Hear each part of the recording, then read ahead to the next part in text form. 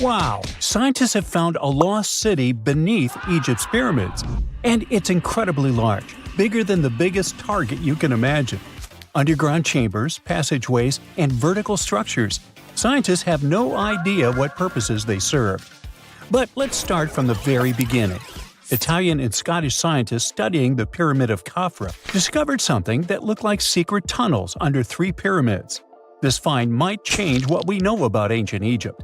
The expedition, called the Khafra Project, was led by Corrado Malunga from Pisa, Italy, and Filippo Biondi from the University of Strathclyde, Scotland.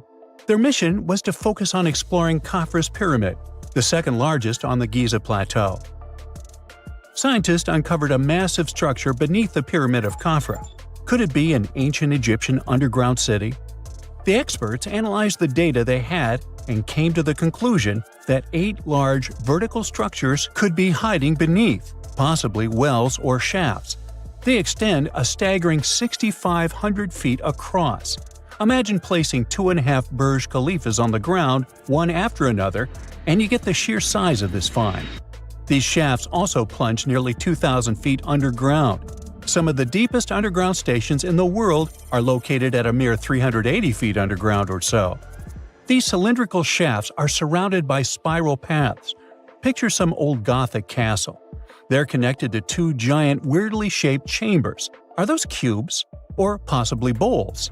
Each of these chambers is likely more than 260 feet across. Now, even though we know about the structures now, no one has figured out their original purpose yet. Want to hear something even more shocking? Okay then. The team is almost sure that similar access points can be found under all 3 pyramids. In other words, all of them might be linked by a hidden system of underground tunnels, chambers, and passages. Even deeper, about 4,000 feet under the surface, there might be more unknown structures. And doesn't it add to the mystery? But the coolest news is that, according to some team members, these hidden structures near Giza pyramids could align with the legendary Halls of Amenti. In ancient Egyptian mythology, it's a place where people are believed to arrive when they're close to the end of their days. There, they are said to take a 3-day-long trial, facing their biggest fears. Now, how did scientists even discover these hidden spaces? To uncover them, researchers used 2 satellites positioned 420 miles above Earth. They sent radar signals to the Giza Plateau, and these signals generated detailed images, which were later compiled into a 3D model of the underground layout, including the newly detected shafts. Then, using synthetic aperture radar or SAR technology, which is a type of radar that can penetrate through stone, the team also spotted 5 small room-like structures hidden deep within the pyramid. One of these chambers contained a sarcophagus, which was once thought to be the tomb of Pharaoh Khafra. But now, scientists believe this was a mistake. The true burial site is likely to be elsewhere. In any case, these 5 hidden rooms were completely unknown before the scans. They seem to be arranged in the center of the pyramid and are linked to underground pathways leading somewhere below the structure. There's an opinion that these tunnels could lead to more hidden chambers and wells. Some of them might be around 4,500 years old. Wow! What if they help us solve ancient civilization mysteries? Preliminary data suggests that all this underground space can be much more than a few empty chambers. There might be many more hidden structures near the Giza pyramids. How come? Well, the thing is, the structure appears to include hollowed-out sections with spiral pathways leading even deeper underground. Refining the images hinting at this could reveal an extensive subterranean network. It might be a whole city hidden under the surface. Now, despite the excitement surrounding these findings, there are also a lot of people who don't believe in the existence of the underground city. They're skeptical about the archaeological discovery in Egypt due to the lack of peer-reviewed verification. That's why several archaeologists and radar experts have challenged the validity of the claims. They've explained that the technology used to make the discovery may not be advanced enough to produce such detailed underground imagery. According to them, the 5 smaller chambers found near the surface could be natural formations, since the area had had sacred significance long before the construction of the pyramids. Some experts have even dismissed the use of radar methods in this context altogether. They call these methods scientifically unproven and question their accuracy. The discovery has also reignited discussions about ancient Egyptian myths and the possibility of hidden texts lying somewhere beneath the Giza pyramids.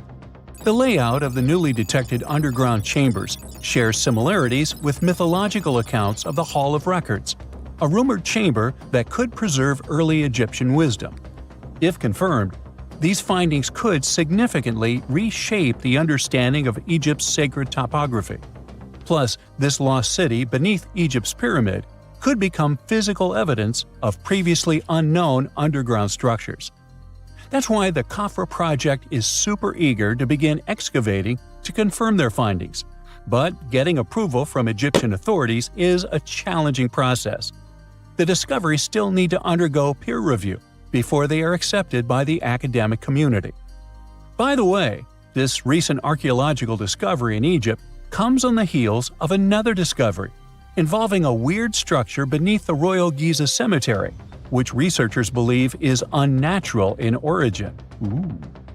Archaeologists used remote sensing techniques and uncovered a mysterious L-shaped structure underground in the Western Cemetery of Giza. This area is known to house burials of royal family members and high-ranking officials. Many of the tombs in the cemetery have above-ground mastabas, rectangular stone or mud brick structures with flat roofs. But there is an area in the center of the cemetery where there are no above-ground structures. To investigate this unexplored region, the team used electrical resistive tomography and ground-penetrating radar. ERT works by sending electrical currents into the ground and measuring the resistance to detect remains. As for GPR, it sends radar into the ground and maps the structures based on the radar's return. The team found an anomaly about 6.5 feet beneath the surface. It appeared to be an L-shaped structure measuring at least 33 feet in length. The readings suggested that the structure had been backfilled with sand after its construction. This made the team hypothesize that it could be a mix of sand and gravel, or possibly an air void. This anomaly was classified as a highly resistive structure, which meant it didn't occur naturally. Motoyuki Sato, the study's lead author and professor at Tohoku University in Japan, claims that the structure is not a natural formation due to its sharp shape. Another weird thing about ancient Egyptian pyramids is that historians have long believed that they were built primarily for royals and high-status individuals who had the wealth and power to create such massive structures. However, new research from the archaeological site of Tombos in modern-day Sudan challenges this assumption. The thing is, Tombos' pyramid may have served as burial sites for low-status workers as well as elites. The hard-working members of ancient communities may have found their last resting place in some of the most visible monuments, including the pyramids. Located along the Nile River in the ancient region of Nubia, Tombos became part of Egypt after its conquest of the area around 1400 BCE. That's when Egypt established the site to strengthen its colonial control. Workers at Tombos built pyramids, but those were much more modest than the famous pyramids of Giza. The research team reanalyzed 110 human skeletons from Tombos, originally studied in 2012. In particular, they examined the entheses, the areas where tendons and ligaments attach to bones. Such an analysis can give us insights into the amount of physical labor a person performed. When someone does hard labor, their bones often develop distinct crests and ridges at these attachment points due to the stress on the tendons and ligaments. And while some skeletons showed little change in their entheses, suggesting they belonged to individuals from the upper classes, others showed more serious changes. It means they belong to lower-class workers. This finding can totally challenge our earlier understanding of pyramid burials, especially the idea that only elites were buried in the pyramids, because the pyramids themselves were designed for the elite. This recent research may prove that lower-class workers may have found their final resting place in these monumental structures too.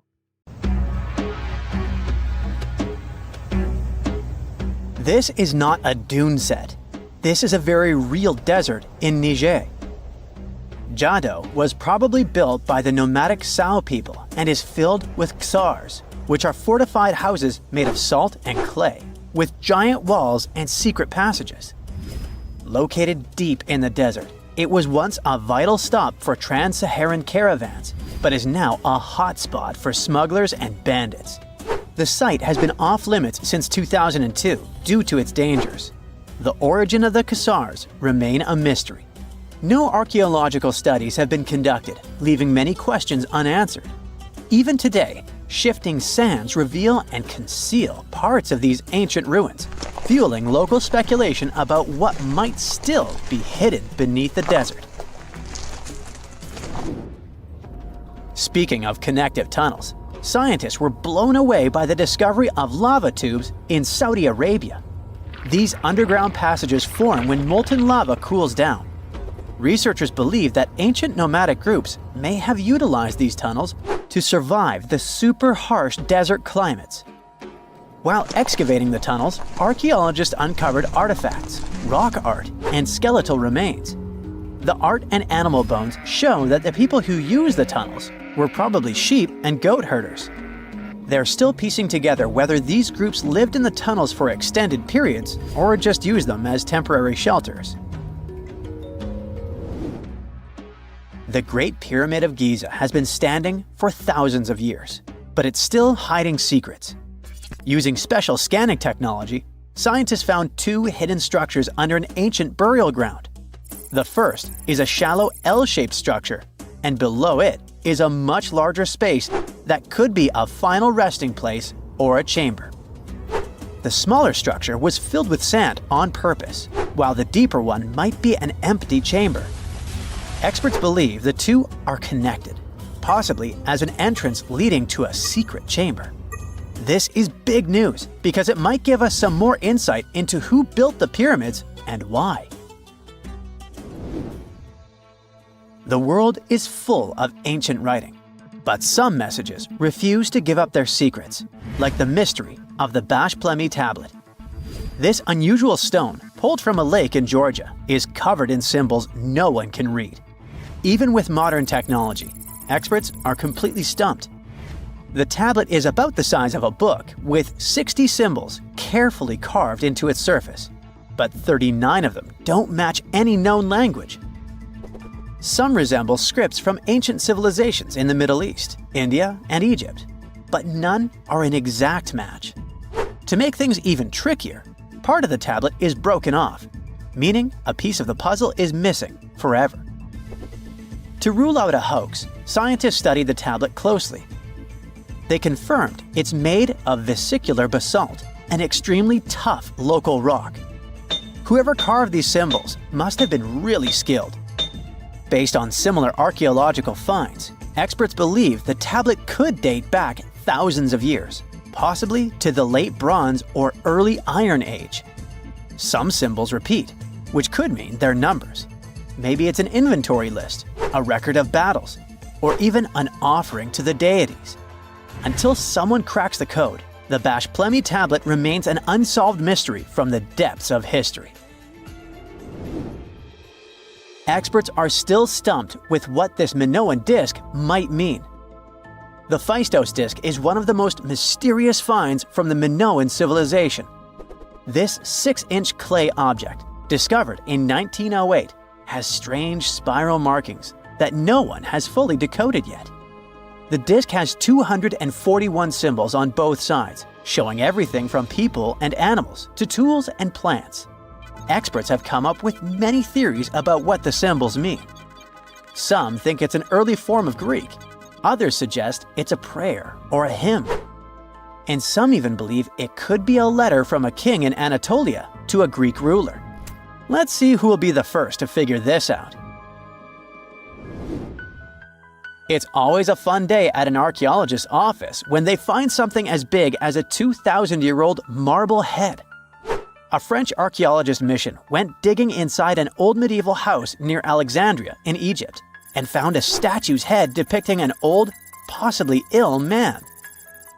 This statue dates from the last Egyptian dynasty before it became part of the Roman Empire, and the site where it was found is associated with the likes of Cleopatra and Mark Antony.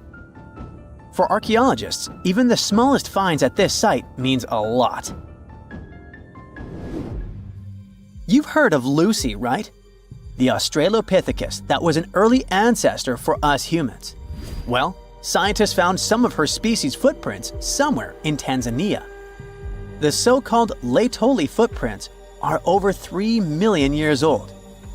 The trail stretched 88 feet and has about 70 footprints, left behind when a bunch of early humans walked across some wet volcanic ash.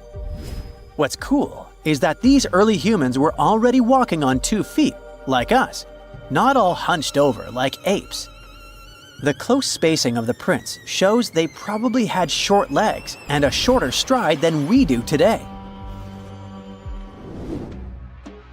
In an ancient Egyptian temple, archaeologists uncovered a shrine unlike any other, a place dedicated to falcons and 2 mysterious deities. One deity had a falcon's head, while the other wore a crown with a sun disk and cow horns. But the most baffling discovery was an inscription that read, "It is improper to boil a head in here."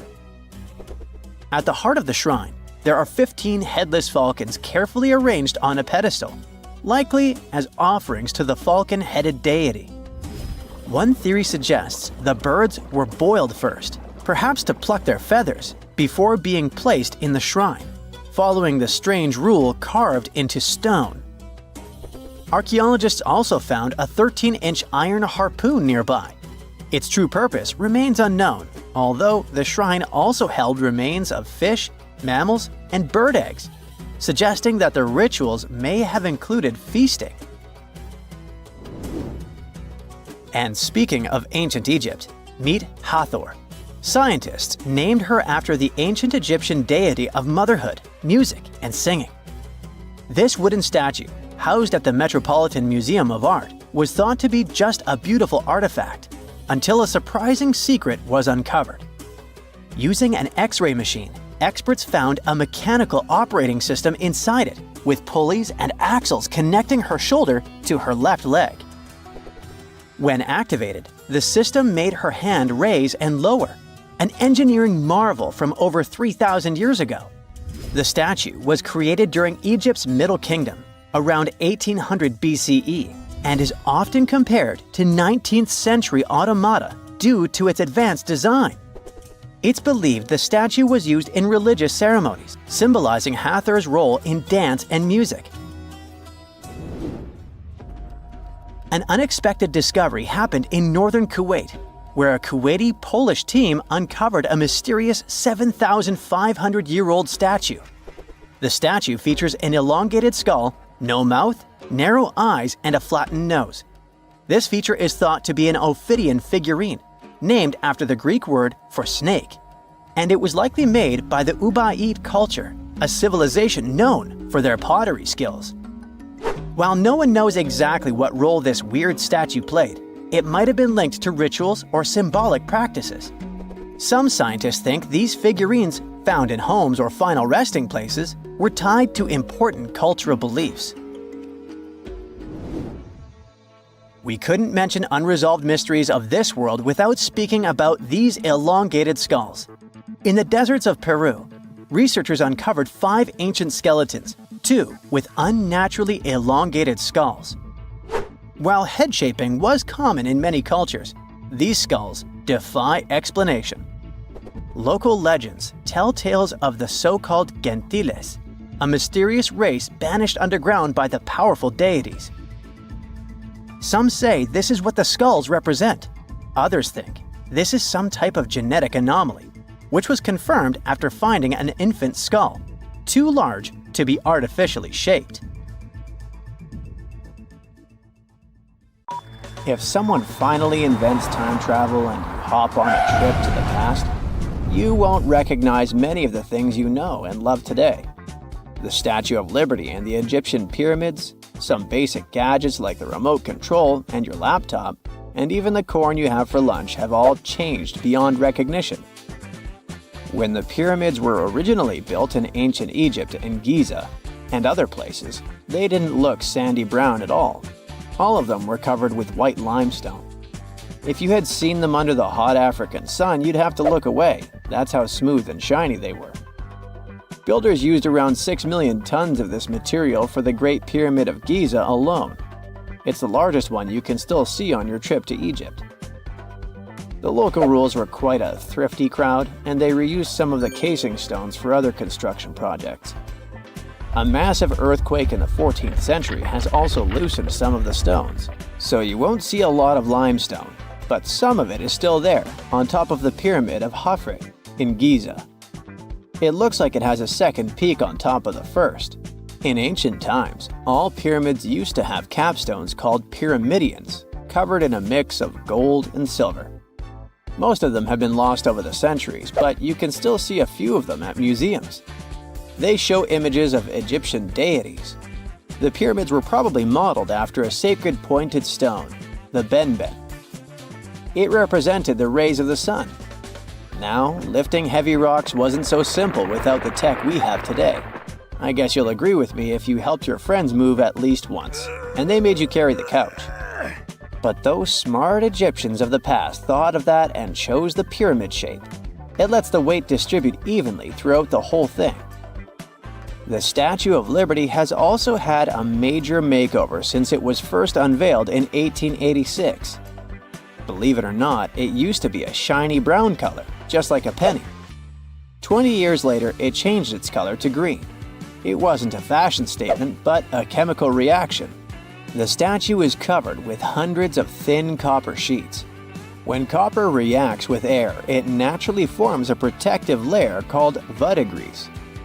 This layer protects what's under it from corrosion, and that's why statues and other things made of copper, brass, and bronze can last so long. When Lady Liberty first turned green, people in authority decided it would be a good idea to paint it all over. It was way before social media, so you couldn't just drop an angry comment under the post describing the idea. But they wrote about it in the local newspapers, and the public didn't love the idea. Then the Times interviewed a copper and bronze manufacturer, and he confirmed they shouldn't repaint it, because removing the protective layer would mean destroying the statue. Over the years, people have suggested painting Lady Liberty several times, but no one has ever done it. I don't know about you, but I can't imagine that lady in any other color, so I guess it's for the better. You love bananas as much as I do? Next time you enjoy a juicy soft one, remember you gotta thank selective breeding for that texture. The original wild bananas had many large, hard seeds and not so much delicious pulp. And hey, who doesn't like a sugary watermelon? It has a history of over 5,000 years, and it used to have bitter, yellowish white flesh and was really tricky to open. Selective breeding saved the day again, and watermelons got way sweeter. Japanese scientists went further and invented the seedless version. Corn's grandmother is a Mexican grass called teosinte. The kernels in this grass were small and hard to get. Farmers from many thousands of years ago saved the seeds only of those plants that were larger or tastier, or with kernels that were easier to grind. Thanks, my friends, for giving us the corn that's edible and even delicious. And just imagine, wild avocados were so small that they could easily fit in the palm of your hand. The pit in them was so large you wouldn't find much edible material inside. They also had a much harder shell than the ones we're used to. You probably wouldn't get a lot of work done without your beloved computer today, but I can't tell you exactly whom to thank for this invention.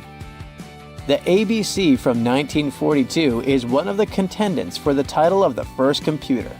It's short for the Atanasoff Berry computer, named after its inventors at Iowa State University.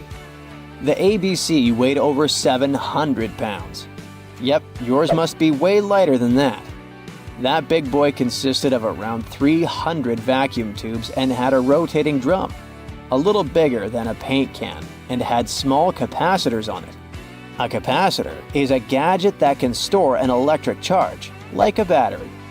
The ABC could solve problems with up to 29 different variables to help scientists save some time.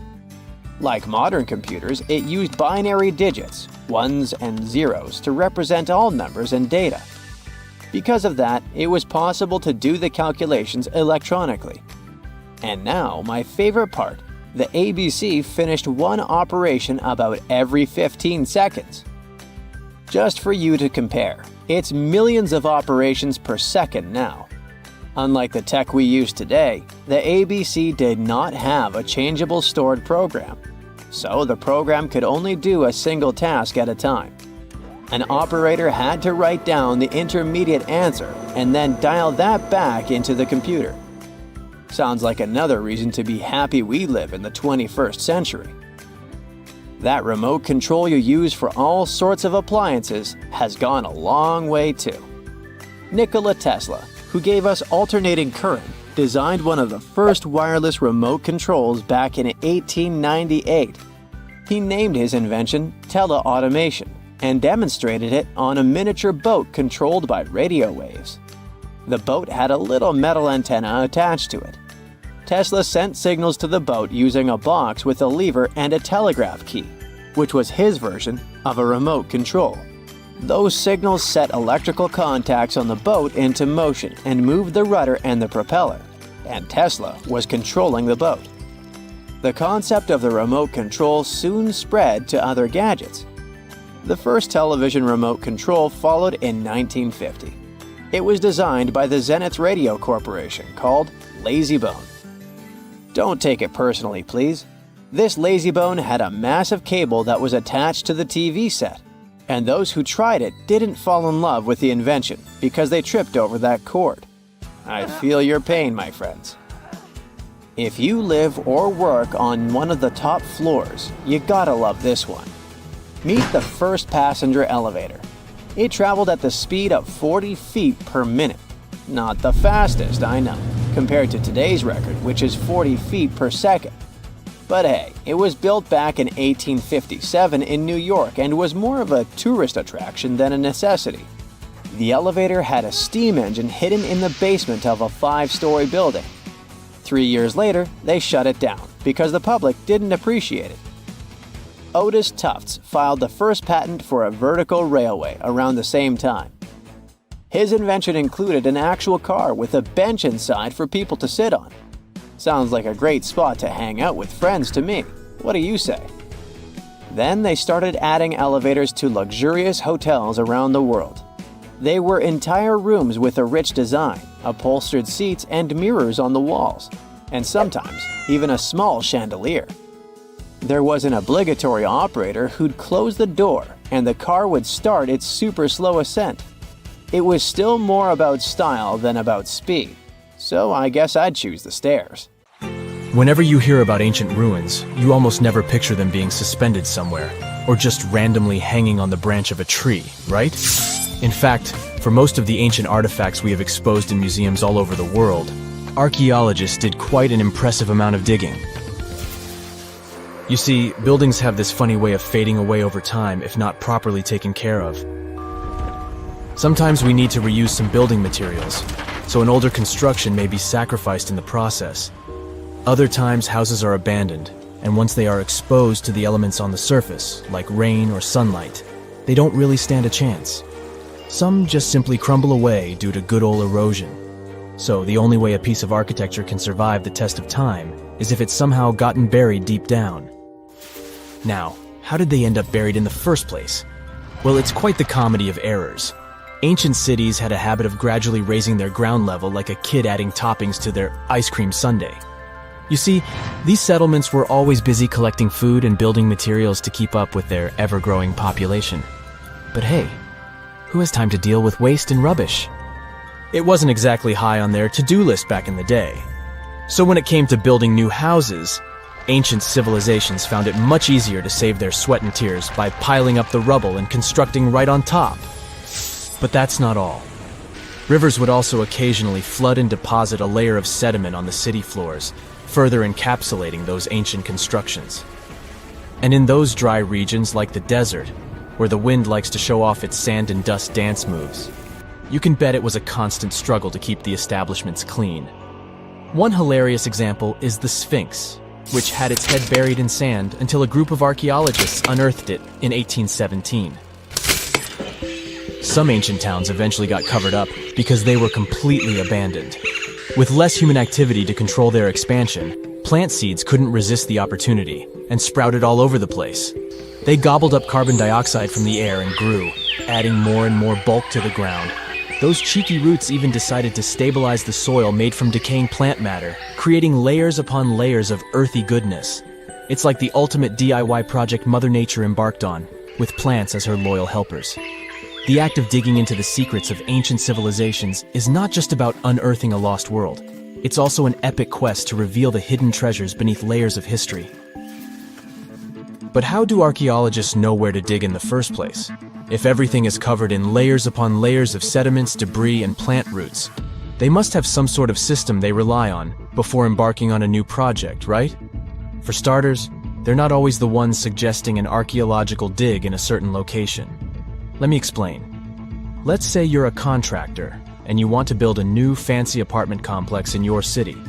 Some local legislations have certain requirements before your project can start, though. For instance, before anyone starts building on a piece of land, they might need to bring in specialists to check the soil. These clever folks can be archaeologists, geologists, or paleontologists, and they need to keep an eye on things during development. If any artifacts or ecofacts, fancy word for organic remnants, are discovered, these experts swoop in to excavate and study them. But what about sites that have nothing to do with bulldozers and yellow hats? Archaeologists have more than one trick up their sleeves when it comes to locating ancient hotspots. They dive deep into historic records with a healthy dose of detective work. By sniffing out old documents and maps, they can piece together the puzzle of human activity in a specific area. If a site has been visited before, it's even better. Finding records of past excavations or historical accounts can give archaeologists lots of information on where to continue their treasure hunt. Before archaeologists start swinging their shovels, they engage in a bit of a visual scan mission. Armed with a grid system, they'll stroll around the site, keeping their eyes peeled for any artifacts that might be hiding just beneath the Earth's upper layer. From groundstone tools to historic glass and even ancient garbage dumps, yes, they're also valuable. These keen-eyed explorers can spot signs of human activity faster than most people. If they stumble upon midden soil, fancy term for a garbage dump, they know for sure that humans once called this place home. Archaeologists don't just rely on their trusty shovels, though. They have an arsenal of gadgets to aid in their search for hidden wonders. Geophysical tools are like their secret weapons. Take the resistivity meter, for example. This clever contraption measures the electrical component of the soil and any buried features or artifacts. A buried wall, for instance, will create a different resistivity reading than the surrounding soil. Magnetometers and ground-penetrating radar work in similar ways, showcasing potential hints of ancient treasures in the soil. And who could forget our trusty old friend, the GPS? It helps archaeologists map out precise locations, like a high-tech treasure map, leading them straight to their pot of gold. Care to virtually visit some of the most important archaeological sites in the world? Well, follow me. In the United Kingdom, for instance, you'll find this interesting place called Stonehenge. It's one of many henges scattered around, but this one really takes the cake. Picture this: massive ancient stones standing tall and proud, arranged in a funky outer ring and an inner horseshoe, with some smaller stones thrown in for good measure. And guess what? These amazing stones have been around for over 5,000 years. Talk about a serious case of rock-solid longevity. Now, here's where it gets interesting. According to local folklore, the legendary wizard Merlin whipped out his magic wand and poof! He teleported these massive stones all the way from Ireland. Apparently, some giants had assembled them there, but Merlin decided they would look much better at their new location. Others think it's just the ruined remains of an old Roman spiritual edifice. These amazing structures were built by our Bronze Age ancestors. With their simple tools and limited tech, they managed to create this monumental masterpiece. Impressive, right? Unfortunately, there's still so much we don't know about this area. Stonehenge's initial purpose remains a mystery to this day. Sure, there are lots of theories, but scientists have yet to agree on the subject. However, we do know that it's perfectly aligned to catch the sunrise during the summer and winter solstices. The ancient city of Pompeii is an equally amazing archaeological site. Picture this. Mount Vesuvius, a notorious troublemaker, decided to throw a volcanic tantrum and completely covered this ancient Roman city. It turned it into a time capsule, located outside present-day Naples in Italy. Fast forward to the year 1748, when a bunch of adventurous explorers stumbled upon Pompeii. Lo and behold, they discovered a treasure trove of well-preserved goodies, streets, houses, food. Probably a bit stale by then. Blingy jewelry, fancy sculptures, colorful frescoes, everyday household items, and even animal and human remains. It was like an epic archaeological party. From the looks of it, Pompeii had it all. Fancy houses and villas, a massive 20,000-seat arena, cute little artisan shops, hangouts like taverns. And let's not forget the saucy spots like those luxurious bathhouses for some intense pampering. There's also the Sanctuary of Apollo, where people used to gather for their daily dose of worship. And of course, the bustling heart of the city, the Forum of Pompeii, where all the cool people used to hang out. And guess what? Pompeii is so cool that it made it to UNESCO's World Heritage List back in 1997. That's like the ultimate Hall of Fame for historical awesomeness. It also includes many other famous buildings and sites, like the Taj Mahal in India and the Acropolis of Athens in Greece. What is a boat doing in the middle of a desert? You would expect to find a seagoing vessel closer to shore. This is the question archaeologists had been asking for decades. In 1988, there was a storm near one of the most important archaeological sites in ancient Egypt. A wooden structure emerged from the sand. It was hollowed out by termites. Scientists were determined to solve its mystery. In 2000, they began excavating the site near Abydos, Ubidos. An American team of experts soon discovered a boat that was 70 feet long, and it wasn't alone. In total, there were 14 boats neatly resting next to each other. It was impossible to completely dig out the boats because of their poor condition. Luckily, the wood was preserved enough to get a sample. Analyses revealed that the boats were around 5,000 years old, the oldest fleet in human history to this date. The time of their construction predates the pyramids at Giza by half a millennium. Each ship of the fleet rested in a vault that matched its dimensions. The room was roughly a third of the size of a tennis court. It had mud brick walls that featured more than 120 drawings of boats. Ancient Egyptians incised them on whitewashed walls that were excellently preserved. Scientists have known about these mysterious chambers for well over a century. 1901, 1902. A British archaeologist, Arthur Weigel, stumbled upon a strange structure west of the River Nile. His team caught a glimpse of the interior walls. Sadly, a section of the roof collapsed, so they had to call off further exploration. Researchers abandoned the site, but its location remained on the maps. The boat's position first led scientists to think that they rested on a bank of the mighty Nile. But there was a problem with this theory. Today, the river flows almost 7 miles west of Abydos. Further studies of the surrounding terrain showed the Nile didn't change its course throughout history. Also, if the boats floated near a dock, they would be in unstable positions. The 14 vessels at Abydos were perfectly parallel to each other. There was only one conclusion possible. Someone had deliberately placed them like that. They must have gone through a lot of effort. Each boat had enough room for up to 30 rowers. These vessels could really float. They weren't models, but scholars still don't know if they actually sailed any body of water in ancient Egypt. This doesn't diminish the importance of the find. Previously, archaeologists found only small-scale models. In King Tut's tomb alone, there were 35 boat models. For a long time, these figurines were the only clues as to how ancient Egyptian vessels looked like. The boat's design confirms that they were the real deal. They are the earliest surviving examples of something called built boats. Ancient people constructed primitive vessels by hollowing out large tree trunks. The alternative was reed that was tied together to form a raft. The boats at Abydos had planks tied together. This was a major breakthrough in shipbuilding. During their lifetime, the boats must have seemed impressive. Timber was a valuable commodity at the time. There was no wood in the desert. Cedar had to be imported from Lebanon. The only person who could afford such luxury was the pharaoh. Studying the area around the ancient fleet provided more answers. Scientists discovered a mud brick structure where Egyptians worshipped the pharaoh. Its approximate date of construction matches that of the wooden boats. The same bricks out of which this building was made were used to encase the fleet. At the time of their construction, the rooms they were stored in had a ceiling. That's the section that archaeologists stumbled upon in the early 20th century. Just like mummies and coffins, these marvelous ships rested inside splendid vaults. The exterior of these rooms was also impressive. The outer walls originally had a plaster of white limestone. It reflected sunlight. In the desert sun, the structure housing the boats must have shone from miles away. Ancient Egyptian builders used the same technique to cover the pyramids 500 years later. Today, their surface looks jagged, but it wasn't always like this. When they were constructed, the pyramids had a top layer of fine white limestone. Their surface was smooth and it gleamed in the sunlight. Instead of stairs, the outer layer of the pyramids was more of a sleek ramp. Archaeologists were left with one final question. Which pharaoh owned the fleet? The answer lay just a mile from the site. This is where the tomb of a pharaoh from the 5th dynasty rested, King Senwosret III. Its time and style of construction matched the ones of the chambers with boats. The very end of his rule might explain how the boats ended up in the middle of the desert.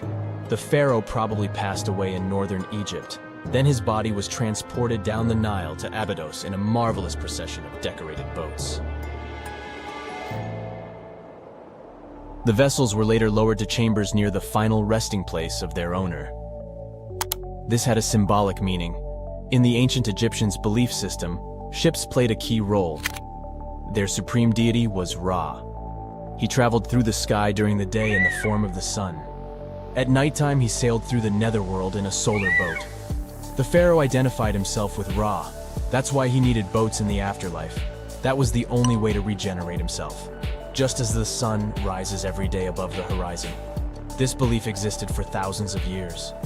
The more famous Pharaoh Khufu also had a ship. Scientists found it in 1954 next to his pyramid at Giza. It is some 4 centuries younger than the fleet at Abydos. But Khufu's ship was almost 2 times longer.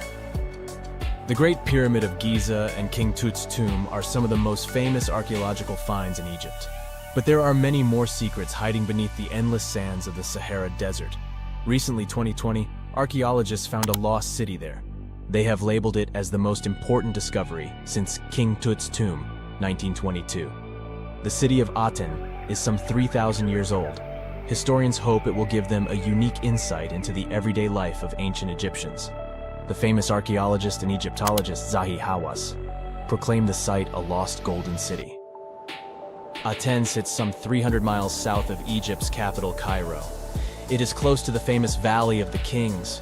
Archaeologists first found sections of mud brick walls that spread out in all directions. They discovered complete rooms with tools of everyday life inside. The research team unearthed a bakery, a residential neighborhood, and an administrative district.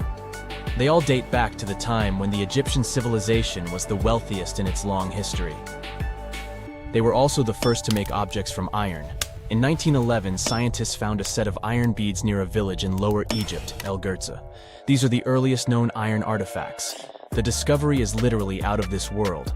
Ancient people made them by beating into shape a piece of a meteorite. The 9 beads were once part of an ornate necklace. They are now blackened and corroded, which is perfectly normal for a piece of jewelry that is over 5,000 years old. They consist of an iron-nickel alloy. Researchers were impressed by the skill of ancient jewelers who processed the beads. Their craftsmanship is more impressive when you think that they didn't know the stellar origins of the material. The Great Pyramid of Giza also has a remarkable feature. An international research group investigated the electromagnetic response of the structure to radio waves. They found that the pyramid has the ability to concentrate electromagnetic energy inside it. This occurred inside its chambers as well as under the pyramid's base. It contains an underground, unfinished chamber. It seems that the electromagnetic response is connected with the properties of limestone, the Great Pyramid's main building material. The research results might have a practical application. The way solar cells and nanosensors function could be improved by this remarkable find. For more than 3,000 years, the gold mask of Pharaoh Tutankhamun stayed hidden in the Valley of the Kings. This artifact, which stands about 21 inches tall, shows how skilled and artistic the ancient Egyptians were. But nobody expected that X-rays would reveal its biggest secret. King Tut was the last ruler of his family during the 18th dynasty. He took the throne at just 9 years old, but ruled for only 10 years before he passed away unexpectedly. If we're being honest, back in ancient Egypt, he was mostly forgotten by the rulers who came after him. His tomb wasn't a big deal for them, so much so that even the grave robbers forgot about him. It might sound a bit sad, but the truth is that it was actually great news for us. Since his tomb was practically forgotten, it ended up being perfectly preserved. While the other tombs in the Valley of the Kings were looted, his remained sealed and untouched. So, when it was discovered back in 1922, it had over 5,000 precious objects inside. That made Tutankhamun basically an instant celebrity and one of the best-known pharaohs nowadays. Among the treasures was the most stunning piece, his golden mask. This mask is said to be an exact image of the king's face, or at least it was supposed to be, but we'll get to that later. The purpose of this accurate representation of his face was to make sure that his soul would recognize him in the afterlife and return to his mummified body. In ancient Egyptian beliefs, this would allow him to continue living in the afterlife. The details of the mask clearly looked incredibly difficult to create, but people didn't realize how complex it truly was until many years later. The first X-rays of the mask were taken in 1967. Back then, the main reason for these scans was practical – conservation. The mask was heading to Paris for an exhibition, and it was the first time it had ever left Paris. This would help them keep track of any changes during the exhibit. Plus, the images could give clues about how the mask was made. But back then, they probably didn't fully realize just how complex its construction was. I mean, Egyptian goldsmiths didn't use modern soldering techniques. So, how did they make this mask? New X-rays taken in 2007 gave us some answers. It turned out the Egyptians didn't use pure gold, which is 24 carats. The mask was actually made of 23-karat gold, meaning it was mixed with another material. So specialists discovered that the gold sheets contained a small amount of copper, a reddish-brown metal. This was likely done to make the material more flexible and easier to shape. They would then shape the gold sheets by heating and hammering them over and over again. But there was one more secret inside the mask that wasn't discovered until 2015. The year before, the staff at Cairo's Egyptian Museum were working on the mask display when the long beard of the mask accidentally got knocked off. Another theory is that the beard had become loose over time and just fell off. Either way, the fact that King Tut's beard came off caused a lot of stress. After all, we're talking about one of Cairo's biggest tourist attractions, so the experts had to fix the problem quickly. The restoration process started with a detailed recording of the mask's condition. To do this, they had to take a full three-dimensional scan of the artifact. And, by accident, they found something very interesting in the mask. Inside the royal beard, there is a gold tube, an intriguing structure that the Egyptians likely used to attach the beard to the rest of the mask. And that proved, once again, that the process of making this mask was even more complex than experts thought. But the mysteries don't stop there. Remember how we mentioned that the mask was thought to perfectly represent King Tutankhamun's face? Well, that might not be entirely true. Some popular theories suggest the mask was never meant for him and was actually made for someone else. A study published in 2015 suggested the mask was originally made for a female pharaoh, his supposed stepmother, the famous and beautiful Egyptian queen Nefertiti. The biggest clue comes from an inscription on the mask. At first glance, it seemed to belong to Tutankhamun. But after a close examination, researchers noted that something else was actually written underneath King Tut's name. The royal name stamp seems to have been altered, and originally it had something written on it that translates to Queen Nefertiti. There is another feature of King Tut's golden mask that was overlooked for years, which adds even more mystery.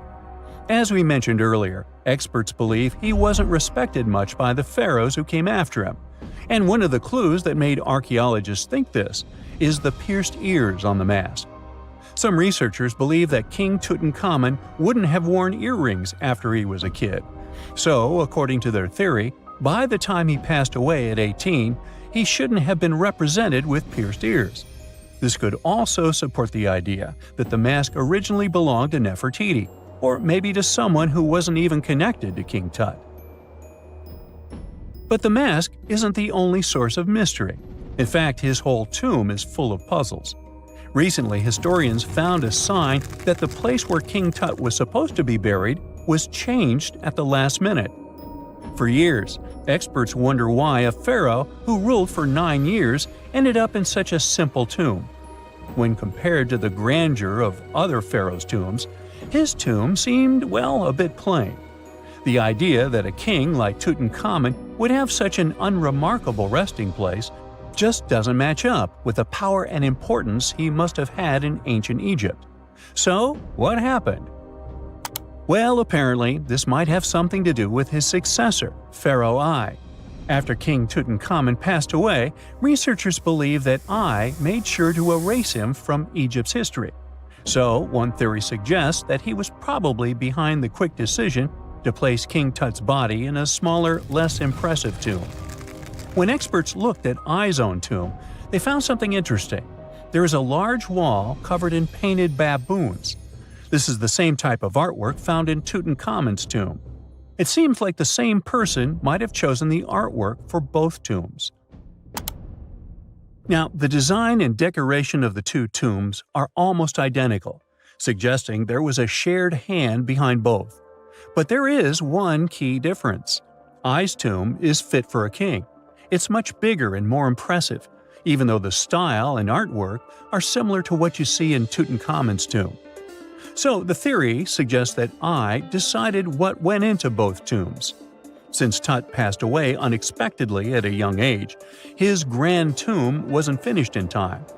Normally, pharaohs start building their tombs while they're still alive to make sure everything is perfect. But Tut passed away when he was just 18, so there wasn't enough time. I may have taken advantage of the situation, ordering a smaller tomb for Tut and keeping a larger one for himself. Experts believe this theory explains why Tutankhamun's tomb is so simple and how I managed to wipe his memory from history so easily. But in the end, the story of King Tut's mask and tomb is full of mystery and intrigue. Each new discovery sheds more light on what really happened all those years ago. But one thing is for sure, the secrets of ancient Egypt still have much to reveal, and King Tutankhamun will continue to fascinate people for years to come. When you hear the word mummy, you might get a chill down your spine. That's because most of us associate this word with those creepy characters we've seen in some scary movies. But in reality, mummies have helped us understand a lot about ancient civilizations, their rulers, and about how people used to deal with losing their loved ones. The people most famous worldwide for their mummies are the ancient Egyptians. They believed that some sort of existence after passing away was possible, if certain conditions were met. That's why they insisted on preserving the human body through the process of mummification and placing the mummy in a furnished tomb, kind of like giving it a fully functioning apartment of its own. Why did they believe in this? Well, because they were deeply connected to their natural environment for the most part. They saw the natural cycles around them, like how the sun rose every day, followed by the moon, or how new life was always sprouting from plants, even after they had wilted away. They also believed that the powerful spirit Osiris, who represented the cycle of passing away and resurrection, played a role in this process.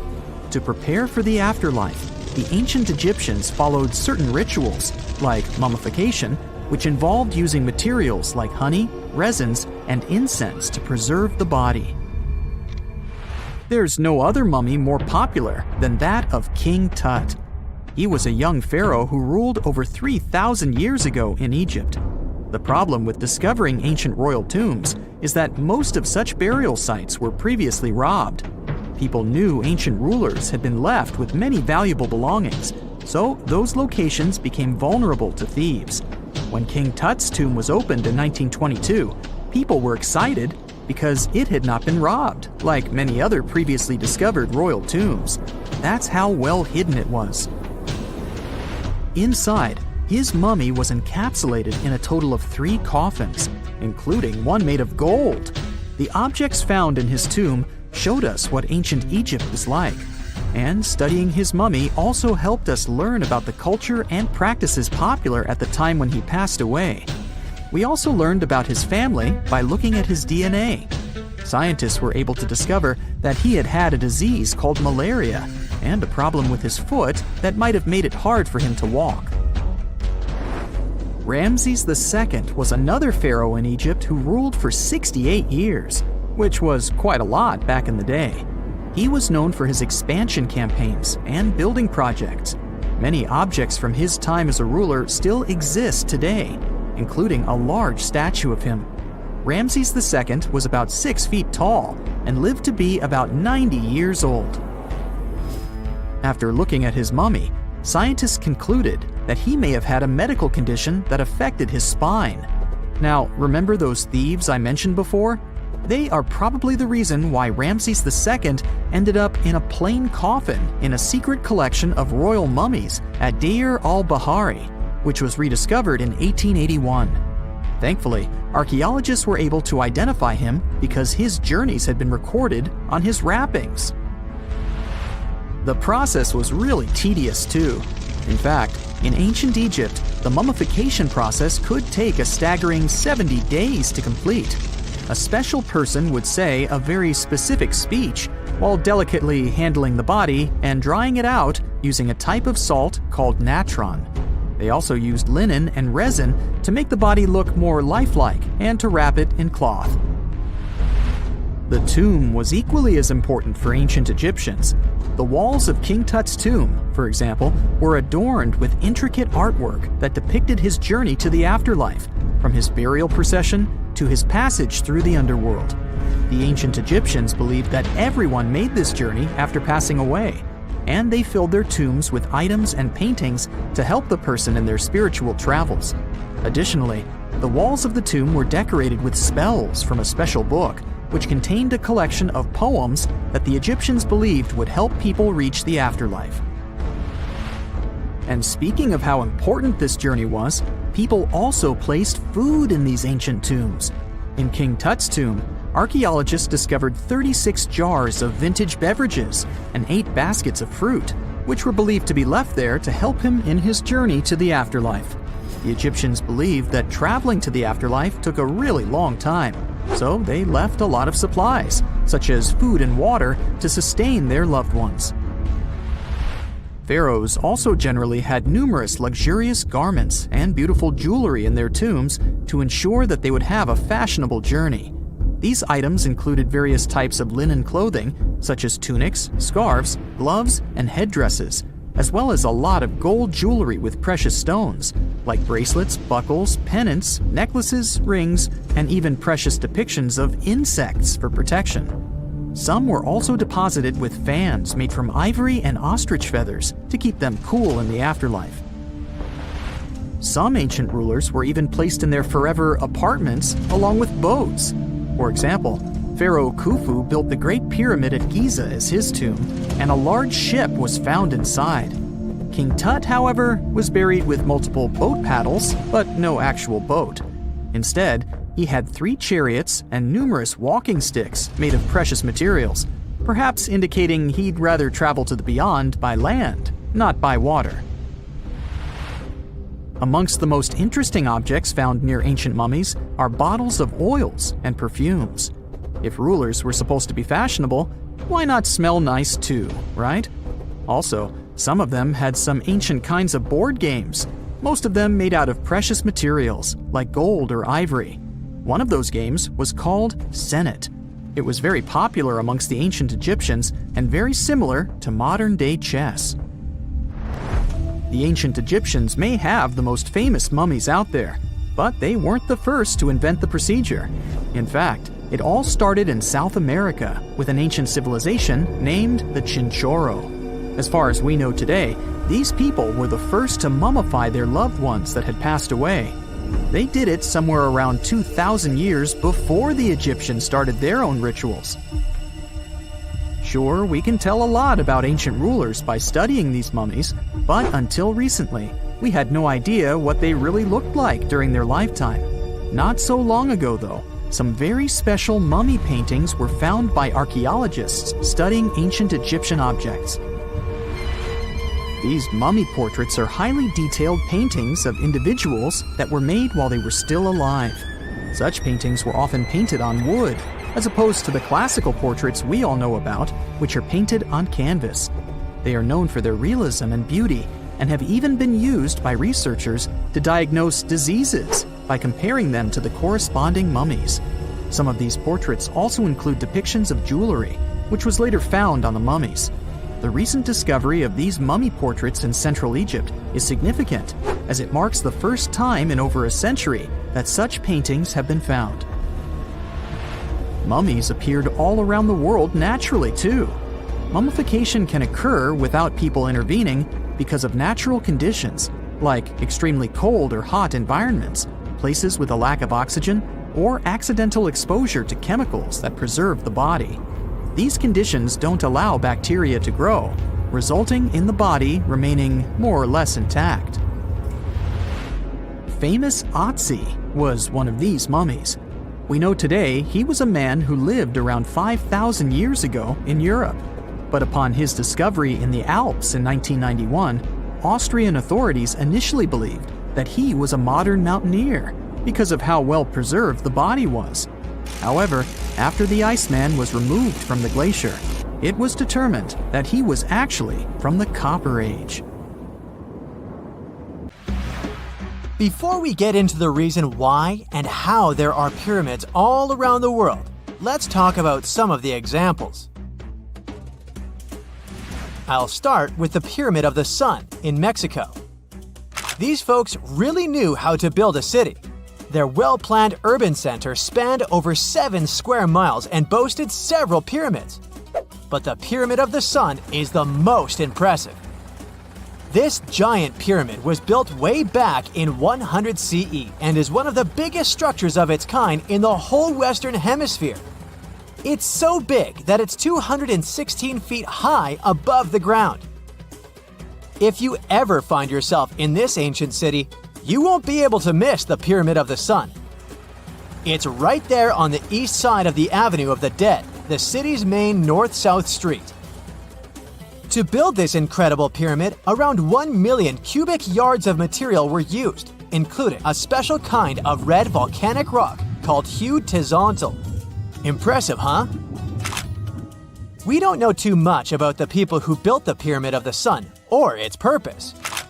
But archaeologists believe there was once a temple on top of it.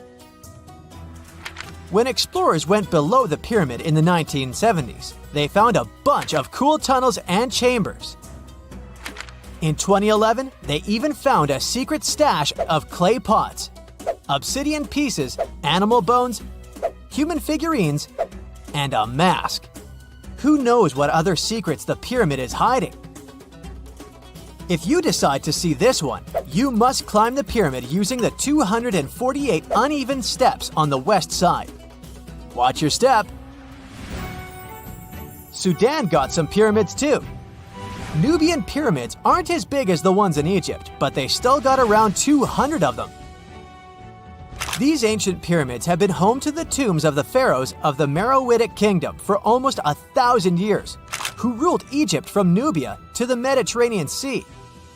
The pyramids at Meroe were constructed using granite and reddish sandstone. Oh, and did you know that Sudan has more ancient pyramids than Egypt? The Kushite pyramids depict the indigenous architecture and burial traditions of Nubia's Napata and Meroe kingdoms, which ancient Egypt influenced. Meroe, the burial site of over 40 queens and kings, is the most extensive Nubian pyramid site. The tomb walls depict mummified royals bedecked in jewelry, their wooden caskets containing bows, quivers of arrows, and other artifacts pointing to the Meroitic relationship and trade with Egyptian and Greek civilizations. So if you're looking for some ancient tombs to explore, you may consider skipping the crowds in Egypt and heading on down to Sudan. Let's fly to Iraq to see some more pyramids. Ziggurats have fancy receding layers and tiered temples. Instead of a smooth exterior, it has tiers like a cake. Perfect for all the important work and rituals that went on inside. You can find these towering structures scattered throughout Iraq and Iran, and they're a real testament to the power and skills of the people who built them. One of the biggest and most impressive ziggurats is the ziggurat at Ur. It's basically a giant rectangular pyramid that stands a whopping 70 to 100 feet tall, with 3 levels of terraces and a temple on top. Can you imagine how many baked bricks it took to build that thing? Try 720,000 for just the lower portion.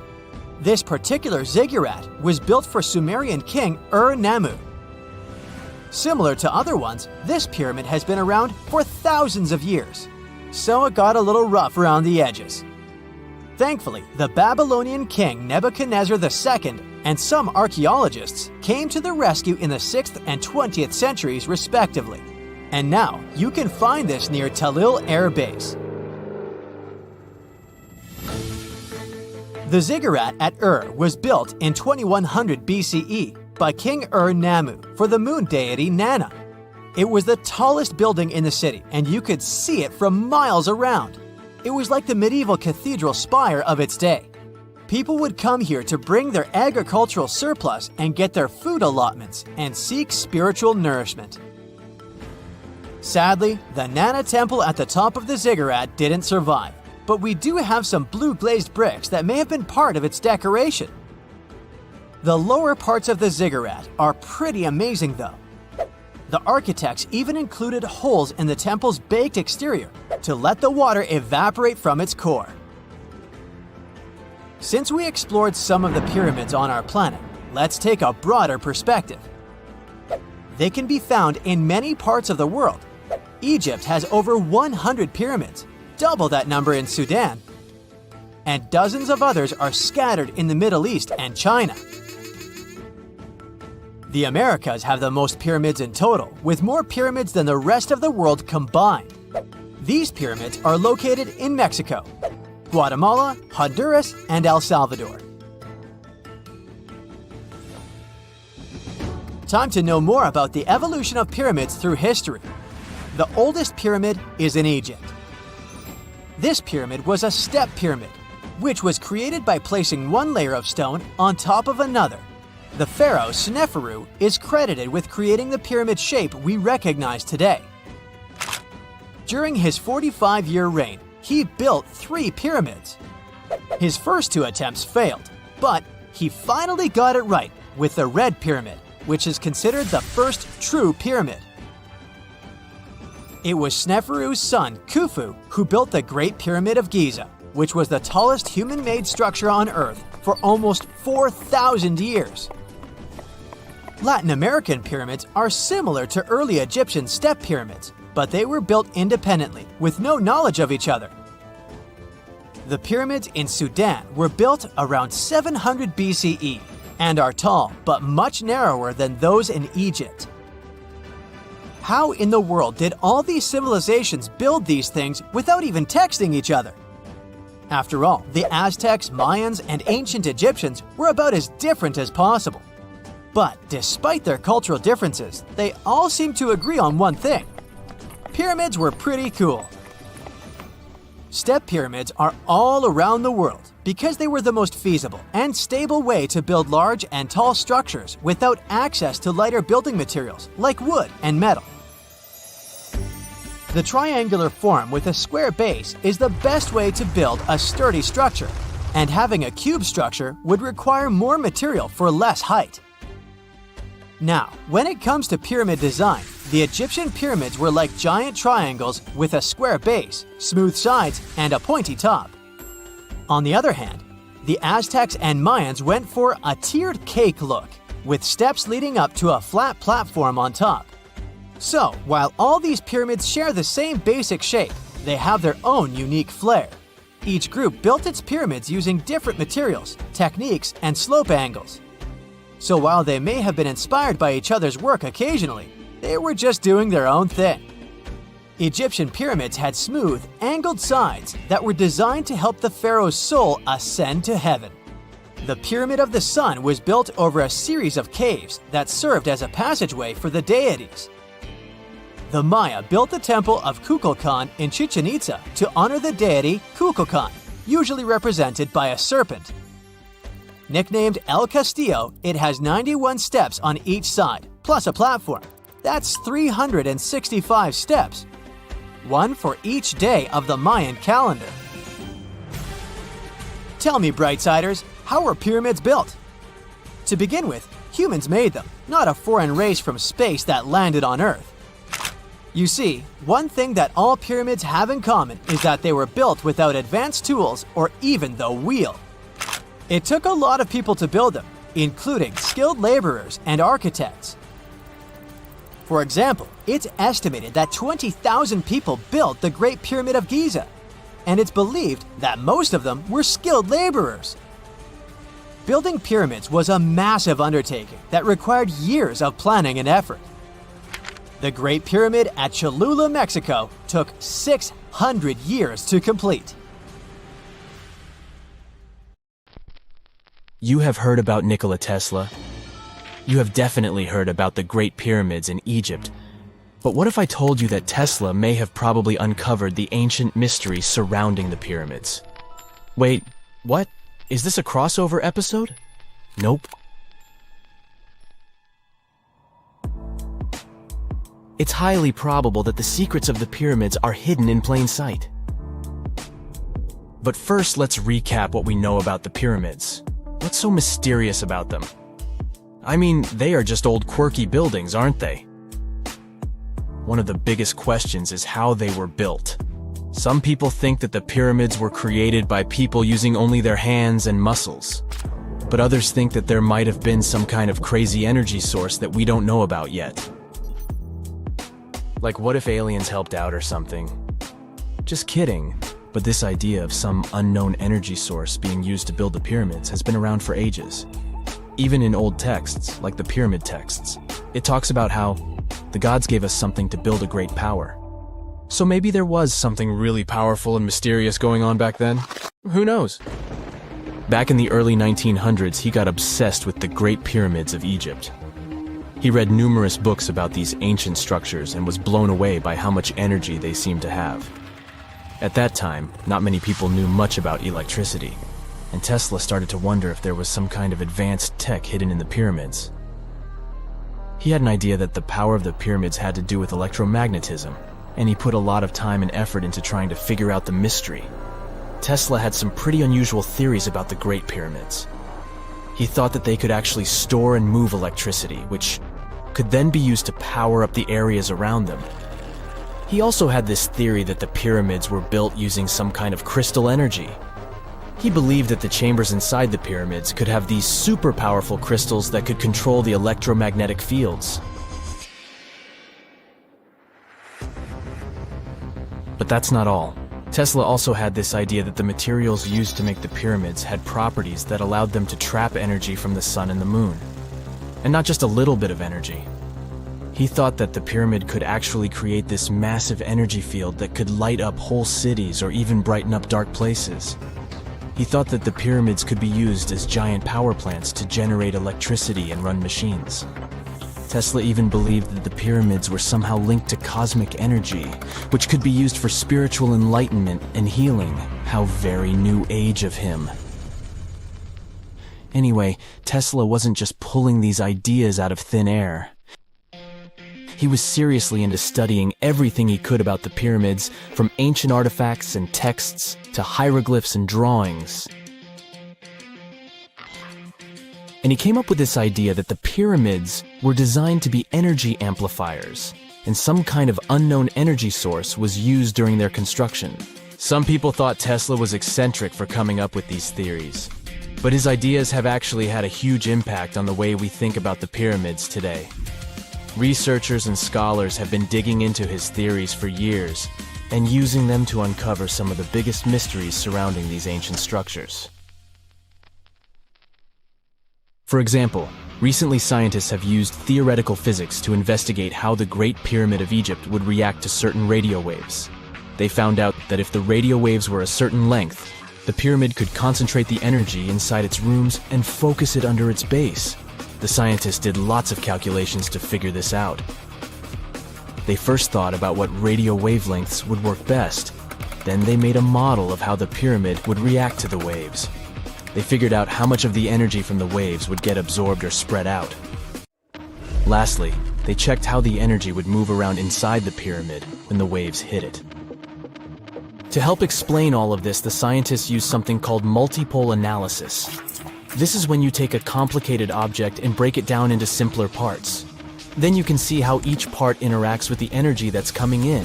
It's like taking apart a puzzle to see how each piece fits together. The researchers are interested in how all of this can be used in the future.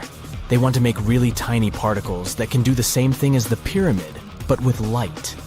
By changing the size, shape, and the material of these particles, they can control how the light moves around them. This can be really useful for things like making tiny sensors or super efficient solar cells. The scientists had to make some guesses when they were doing their research. They assumed that there weren't any hidden spaces inside the pyramid, and that the material used to build it was all the same. But even with these guesses, they still made some pretty impressive discoveries. But the pyramid study is not the only proof that Tesla was ahead of his time. There are more Tesla's projects that seemed unrealistic at the time, but that scientists and enthusiasts reevaluate and try to implement today.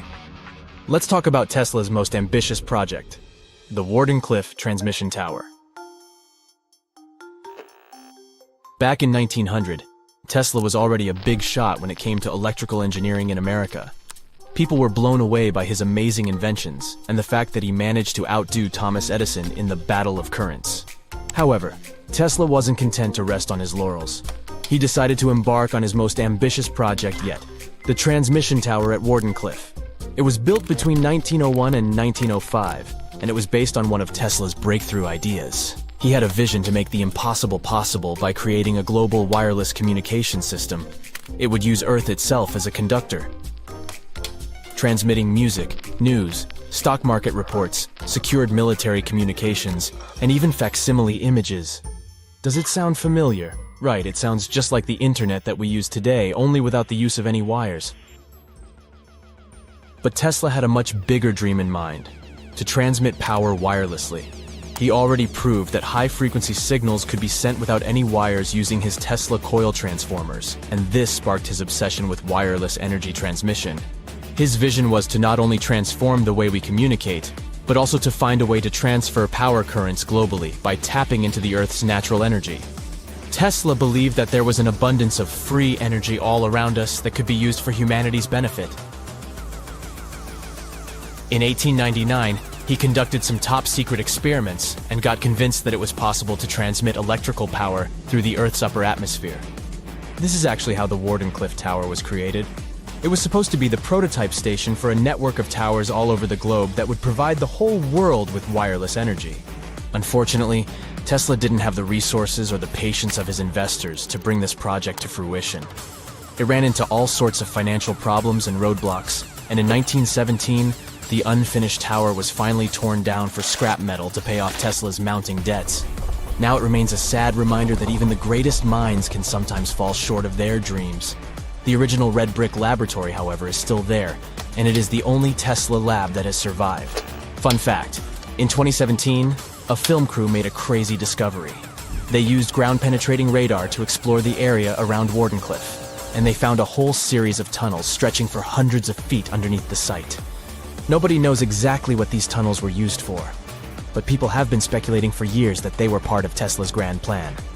Wardenclyffe, of course, is a major landmark for Tesla enthusiasts from all over the world. Who knows? Maybe someone will finally crack the mystery of the tunnels one day. But even if they don't, the legacy of Tesla and his amazing ideas lives on. Unlike many other ancient Egyptian burial grounds, King Tutankhamun's tomb stayed hidden and free of unwanted thieves for 3,000 years.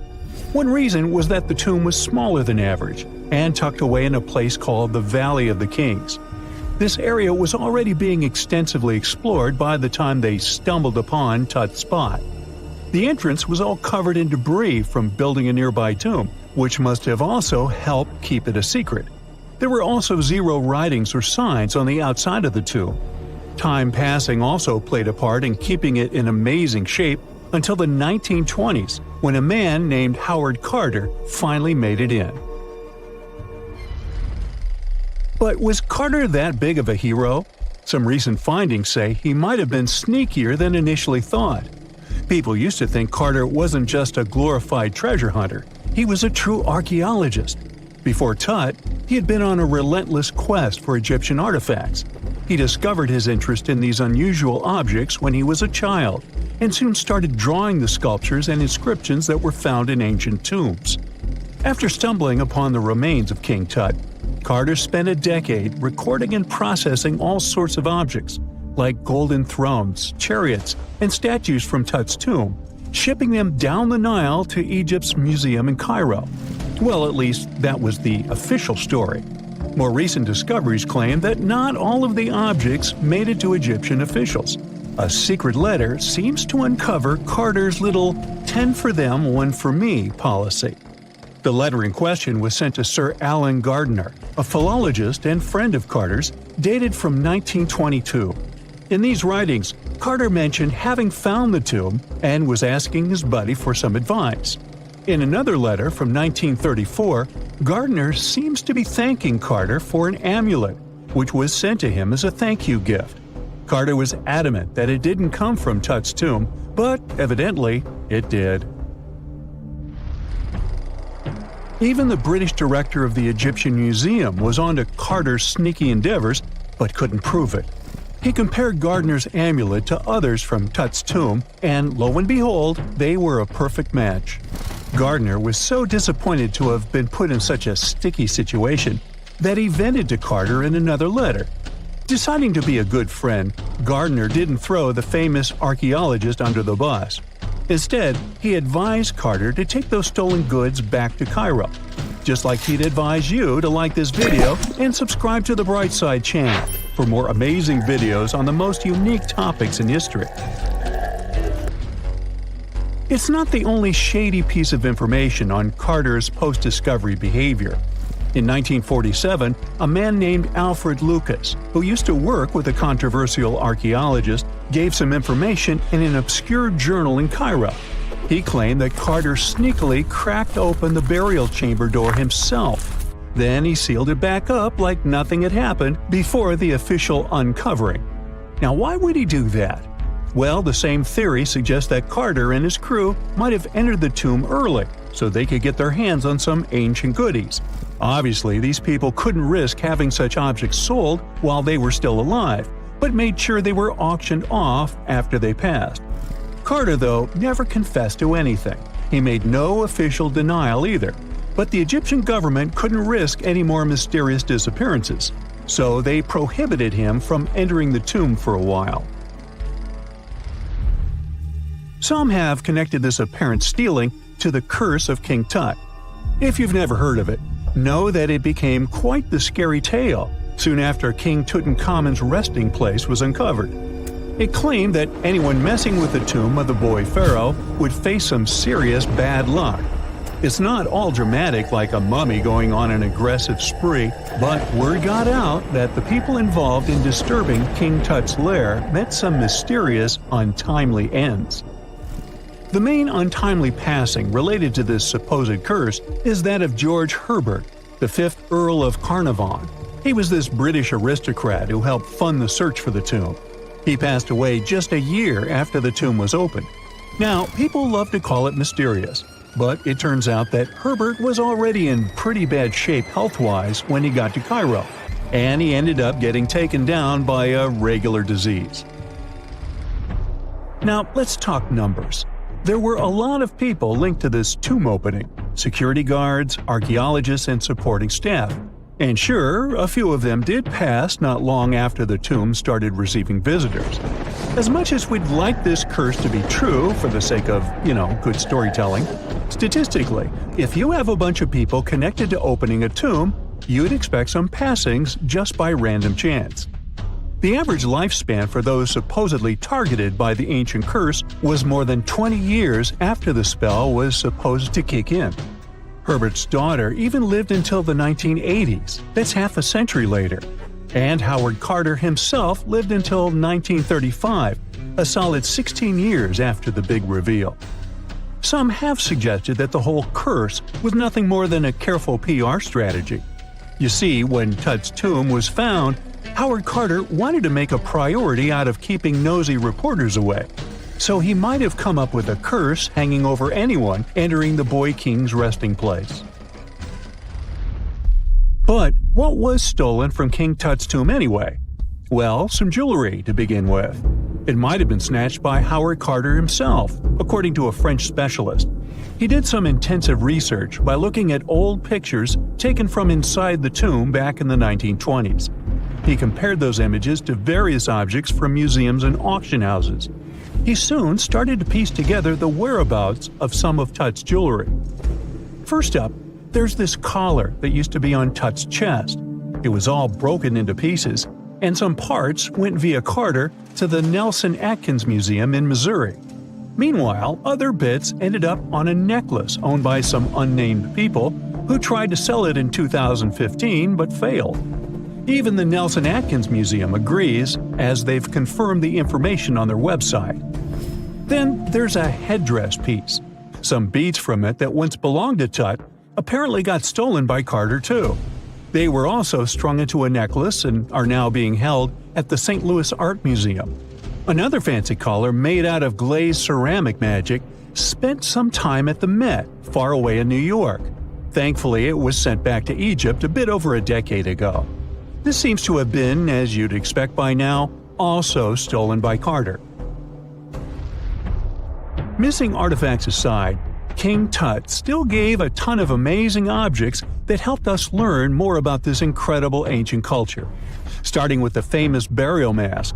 It's this massive 21-inch gold art piece with semi-precious stones and glass paste. It weighs 22 pounds and showcases the boy pharaoh with a long beard and a headdress with a cobra and vulture. On the back, there's this spell from an important ancient Egyptian spiritual book that's supposed to make sure it works just as well in the afterlife.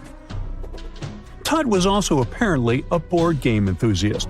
They found 4 board games in his tomb, some made of ivory.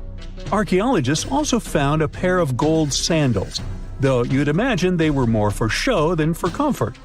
In fact, the pharaoh probably never wore them in his lifetime. Now, speaking of fashion items, it turns out Tut was quite the fancy ruler. They even found a mannequin in his tomb that was used to pick out, adjust, and store his outfits and jewelry. The boy king seemed to have also enjoyed some music, based on the 2 trumpets historians found in his tomb. Though they were played back in 1935 in a BBC broadcast, the instruments are today considered too fragile to be maneuvered. Most people know that pyramids were built as grand tombs for the pharaohs, designed to ensure they had a smooth journey to the afterlife. The Great Pyramid of Giza, for instance, was constructed for the pharaoh Khufu. But what most people don't know is that this whole pyramid building trend started right here with the step pyramid of Djoser about 4,700 years ago. This massive structure was built for Pharaoh Djoser, a ruler from Egypt's 3rd dynasty. It rises 7 layers high above the ground and stands about 200 feet tall. We think of it today as a phenomenal architectural project. But for ancient Egyptians, the step pyramid of Djoser turned out to be more like a massive experiment, a trial run, if you will, to perfect their building skills before they moved on to even more ambitious pyramids. Reaching new heights is super exciting, but the real mystery is what is going on below the ground. In this pyramid's underground labyrinth, there is a network of tunnels stretching about 3.5 miles long. And some researchers believe these tunnels might have been part of a sophisticated water system that could completely change what we think about pyramid construction. Let's talk about this massive complex located in Saqqara. Surrounding the pyramid, there's what's known as a dry moat, a continuous trench that is up to 164 feet wide and almost 2 miles long. It forms a sort of rectangular shape around the pyramid. This trench has an average depth of about 65 feet. Now, if you were to add up all the earth and rock they dug out to create this moat, it would be about 10 times the volume of the step pyramid itself. For the longest time, people just assumed this trench was nothing more than a huge quarry, a place where they dug up stone and clay to build the step pyramid. Makes sense, right? But when you take a closer look, it doesn't add up.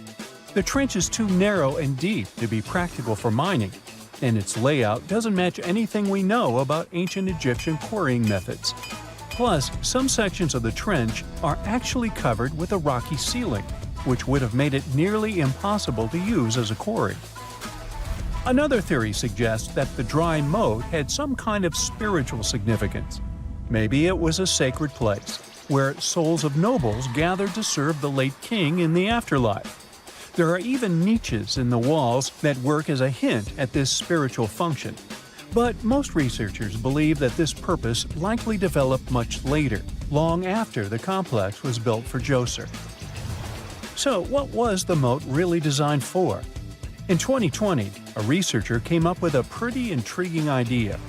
It is possible that this trench was actually designed to collect and manage water, especially after heavy rainfalls. Now, that makes sense when you consider the location. The moat sits in an area that could easily have been flooded by runoff water from nearby plains. This could also explain why the trench wasn't used for new graves until much later when the climate became drier and less prone to flooding. The story becomes even more intriguing, as this trench appears to be part of a larger, more complex hydraulic system within the Djoser complex. It is like the trench has several compartments, carefully carved out of the rock and connected by tunnels. These compartments likely served as a part of a water treatment system, where water would flow from one compartment to the next, getting cleaner as it moved along. Now, here is where things start to tie into the pyramid itself. The Djoser complex has a series of underground shafts, and some researchers think that water from the moat's deep trench might have been used to power a hydraulic lift system, and this giant water-powered elevator could have been used to raise the heavy stones needed to build the pyramid.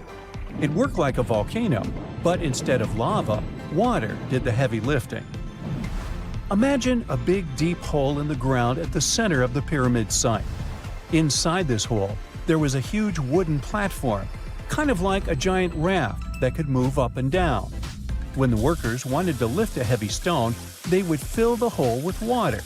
As the water rose, the wooden platform started to float up, carrying the stone with it, almost like a giant water-powered elevator.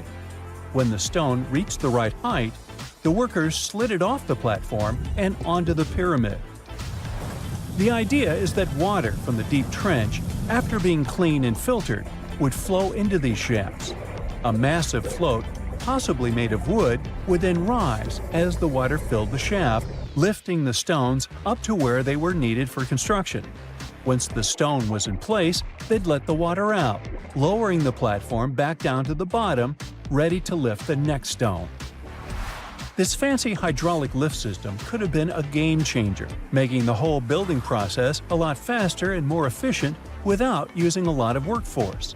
It is like the ancient Egyptians were already embracing the whole idea of work smarter, not harder. But of course, not everyone is on board with this theory. Some experts argue that the area where the step pyramid of Djoser was built couldn't have held enough water from occasional rains to maintain such a fancy hydraulic system. The main theory suggests that, in the past, there might have been some kind of lake nearby that would have filled up after a period of rain, and this lake could have supplied water to the complex's hydraulic system. But there is no mention of such a lake in any ancient Egyptian writings, so it might be more of a what-if situation than a reality. And then there's the issue of the hard work itself. Remember when I said this method could have allowed the ancient builders to raise stones with far less effort? Well, that might not be entirely true. According to some experts, Just building this hydraulic device would have required a lot more heavy work than simply moving the stone blocks using good old-fashioned manpower. And let's not forget, the step pyramid of Djoser is like a baby pyramid compared to those that came later. The stones used for Djoser's pyramid weighed, on average, about 660 pounds each, which is nothing compared to the more than 2.5-ton blocks used later for the pyramid of Chephren. If this cool water lift theory gets completely ruled out, we still need to explain how this pyramid was built in the first place. To answer that, we need to rewind a bit and talk about the original plans. See, before Djoser's tomb became a pyramid, the idea was to construct a simple mastaba. This type of tomb was pretty common in earlier periods, a flat-roofed, rectangular structure with sloping sides. But after the original mastaba was finished, they decided to expand it a bit by adding more layers on top. And then they added even more layers, until the construction reached 6 distinctive steps, each one smaller than the previous. And they probably did all this by raising those heavy stones using ramps, not a water-powered elevator. There is still so much we don't know about the step pyramid of Djoser. More research is definitely needed to fully understand how this system worked, or if it even existed at all. But the idea of using water to help build the pyramid adds a whole new layer to our understanding of ancient Egyptian engineering.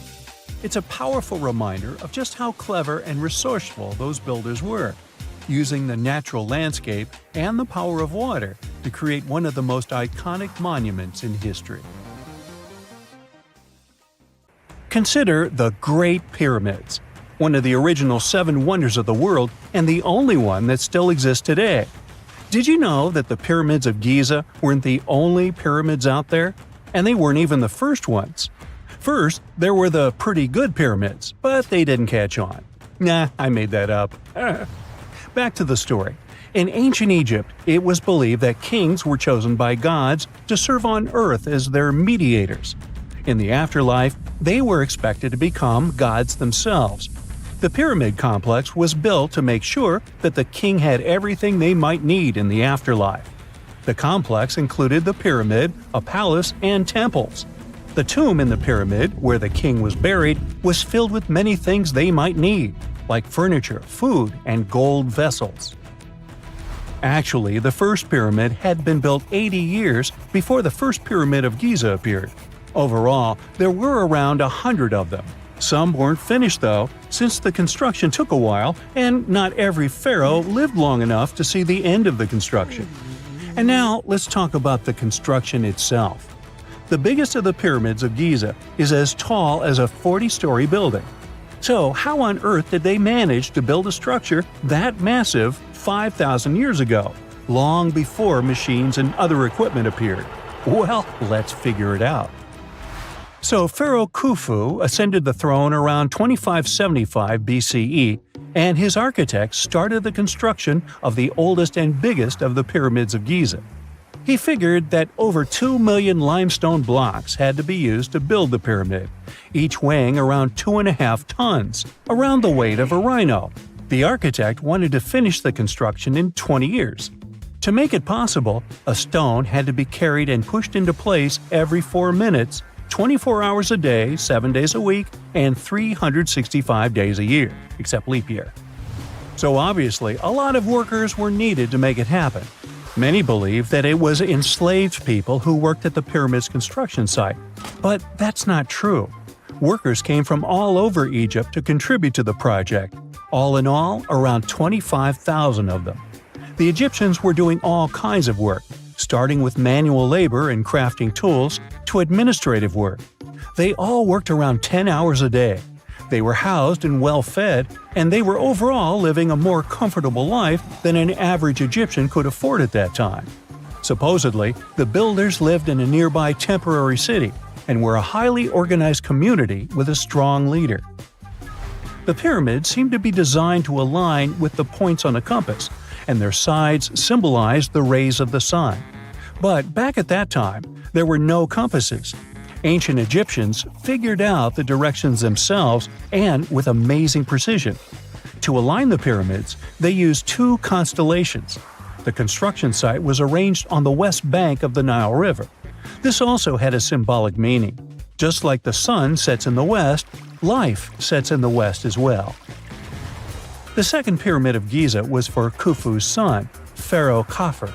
It's a bit smaller, but this one has the famous noseless statue of the Sphinx. Of course, originally it had a nose. I would tell you what happened to it, but it's still a mystery, and no one knows for sure. Sphinxes have the body of a lion and the head of a human. They were considered guardians of important areas. This famous Sphinx, also pronounced Sphinx, has the head of Pharaoh Khafre and is guarding his pyramid, facing the sunrise. The Sphinx is one of the biggest and oldest statues in the world. Originally, it not only had a nose, but was also painted. Scientists have discovered traces of the red color of its face. So, most likely, the Sphinx was painted red. There are also remains of yellow and blue color on its body. The statue definitely wasn't boring. Till around 1800, the Sphinx was buried up to its shoulders until an adventurer with a team of 160 men dug it out. But let's get back to the construction. The workers, of course, needed stone blocks. There were two main places where people could get these stones. One source was close to the construction site, but that fossil-lined yellow stone was only suitable for the pyramid's interior. The limestone blocks for the exterior were hauled from 8 miles away on 30-foot-long sleds. Apparently, it wasn't too hard to pull them. The sand mixed with the right amount of water was pretty slick, and 10 people could move a sled even with a rock weighing so much. Surprisingly, cutting off a block of limestone wasn't the biggest problem. When in the ground, it was soft and could be split relatively easy. But after getting exposed to the air, limestone hardens. So the most difficult part was to shape the blocks. That step was crucial because the smallest inaccuracies could lead to the whole pyramid collapsing. So, okay, those limestones were mined, carried on a sled, shaped, and then what? How could they be put into place? Well, this is still a mystery. Archaeologists have discovered the remains of a ramp system that dates back around the time the pyramids were being built. So historians have come to the consensus that, most likely, the Egyptians designed a unique ramp system to move and pull huge stone blocks. The most common opinion is that there were several ramps around the pyramid. There probably was a central ramp with 2 staircases on each side of it built over the pyramid stones. The ramp was growing as the pyramid was getting higher. People might have been walking up the stairs, pulling up stones on wooden sleds. But this is just one of the options. Other experts say that the ramps were around the pyramid, and some say that the ramps were inside the pyramid. Maybe we will never know for sure, and it'll forever remain a mystery. The exterior limestone of the pyramid was polished with sand and stone until it gleamed. On top, there was a gold and silver capstone, which glimmered over Egypt like a second sun. So, that's how it was 5,000 years ago. Now, about the interior. Surprisingly, there's not much inside the pyramid. Most of it is just solid stone with very little open space. But let's take a quick look inside. From the entrance, there are 2 stairways, one going down and the other going up. They take us to the chambers. There are 3 of them inside. Now, why is that? Apparently, throughout the whole construction, a burial chamber had to be prepared at all times, just in case a pharaoh kicked the bucket before the construction ended. So, separate chambers were built one after another as the construction progressed. The last of them was the main one. It's called the King's Chamber. It's the one where Khufu was resting. It's the biggest room at the very heart of the pyramid, and there's a big passageway leading to it. It was likely used as a kind of elevator to move granite up to build the interior. Granite was also used to make 5 stories of support beams to ensure that the pyramid didn't collapse. And we can see that it worked since it's been standing for centuries. Unfortunately, none of these chambers have hieroglyphs on the walls. If you want to see the writings, you should go to the decorated tombs near the pyramids. Those pieces of art are depiction of ancient Egypt's culture and daily life. The texts allow researchers to study their language and grammar. The treasures that once were in the pyramids have been taken by people. There are also many secret tunnels and passages inside the pyramids. But even today, no one knows the whole plan of the interior. Scientists have been sending little robots with cameras inside for many years, but there's still a lot we don't know about the pyramids. Now they're trying to use an X-ray to scan the pyramids from the outside, without going inside. So yeah, ancient Egyptians did create a mystery no one has been able to crack for 5,000 years already. Listen to this. Neanderthal fiber technology. Nope, I'm not joking. The concept is real. In 2020, a team of scientists published a paper that redefined the way we saw our closest ancestors. A find in France changed archaeology forever, and it wasn't the first time something like this had happened. But let me start from the beginning. Neanderthals. For a long time, they fit the image of the typical cavemen. If you are now thinking of someone like Fred Flintstone, you wouldn't be much wrong. What was the reason behind this stereotype? When did we start believing that Neanderthals were not the brightest tools in the shed of evolution? In comes William King, a 19th century British geologist. He was the man who named the Neanderthals. Based on the bones King found, the scientist declared the species not intelligent, and this image stuck with the Neanderthals for centuries to come. But a piece of string, just a quarter of an inch long, changed everything.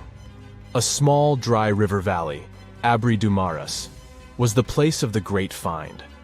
Archaeologists unearthed a cord fragment next to a stone tool. Such twisted fibers could have been used for everything from making clothes to fishing nets. In prehistory, this was some advanced tech, and the Neanderthals seemed to have mastered it. Scientists already knew that these early humans made tar from birch bark, and that they produced shell beads. There's even evidence of Neanderthal art. They were definitely not primitive. The string section and similar finds are changing the way we perceive our ancestors. The world of archaeology is constantly changing. Take the pyramids in Egypt, for example. Turns out, they weren't really built by an army of people who the pharaoh made work until they passed out. Herodotus, the famous Greek historian, was the man who started the confusion. He claimed, in 500 BCE, that 100,000 men took part in the construction of the Great Pyramid in Giza. He made no mention of who they were and why they were building the pyramids. That's how the myth started. Huge stone slabs pulled by humans, driven by a foreman with a whip. But Egyptologists would beg to differ. Those are the scientists who study ancient Egypt's culture. Fairly recently, they uncovered a workers' village that told a different tale. Yes, there was evidence of hard work on the workers' bones, but the construction industry is demanding even today. It took almost 6 years for 12,000 workers to complete the world's tallest building, Burj Khalifa. Back in Egypt, 3 times more workers finished the Great Pyramid in around 2 decades. An impressive feat of ancient engineering, wouldn't you agree? Superiors looked well after the Egyptians who built the pyramids. Their diet was rich in protein. They had medical care and they got paid properly. In fact, they lived better than the non-working population. And they lived with their families near the construction site. Archaeologists know all this because they unearthed bakeries and dormitories with bread jars and other goodies. Looks like the pharaohs were okay employers after all, and the job market wasn't that terrible. They also kept detailed papyrus records of the build and hieroglyphs. You and I wouldn't stand a chance of reading these letters that resemble images. Egyptologists had the same problem. For over a millennium, no one had used this type of font. And it's not like there was an English ancient Egyptian dictionary you could open and find meanings of words. But all this changed in 1822. A couple of decades before, the French found a broken slab of black granite. The stone contained one text in 3 scripts: Ancient Greek, Egyptian hieroglyphs, and Demotic. The last one was also the Egyptian language, but in a simplified script. Scientists dated it back to 196 BCE. The content is a religious proclamation. A French philologist and Orientalist, Jean-François Champollion, was the first one to crack the code. You see, people haven't forgotten ancient Greek letters. The Frenchmen successfully matched the Greek letters with the ones in the Egyptian script. And voila, we were finally able to read hieroglyphs. The name of the piece of granite that made it all possible was the Rosetta Stone. The importance of its discovery went beyond archaeology. The word Rosetta Stone even entered the English dictionary. It represents a discovery that helps people understand an enigma that has been puzzling them for a long time. There are similar games. A symbol is attached to a particular message. Then you have to decode the message by replacing the symbol with a corresponding letter. In a nutshell, this is what scientists did with the Rosetta Stone more than 2 centuries ago. Do you know what is the oldest deciphered language in Europe? It has an unattractive name, Linear B. The script belongs to the Mycenaean Greek language. It predates the ancient Greek alphabet by several centuries. You can easily guess which script it is descended from. Linear A. The people from Crete used Linear B more than 1,000 years ago. During the Late Bronze Age, the Greek civilization that used the script vanished. There was no one who could read Linear B, and more importantly, no one knew it existed in the first place. This was about to change during the first years of the 20th century.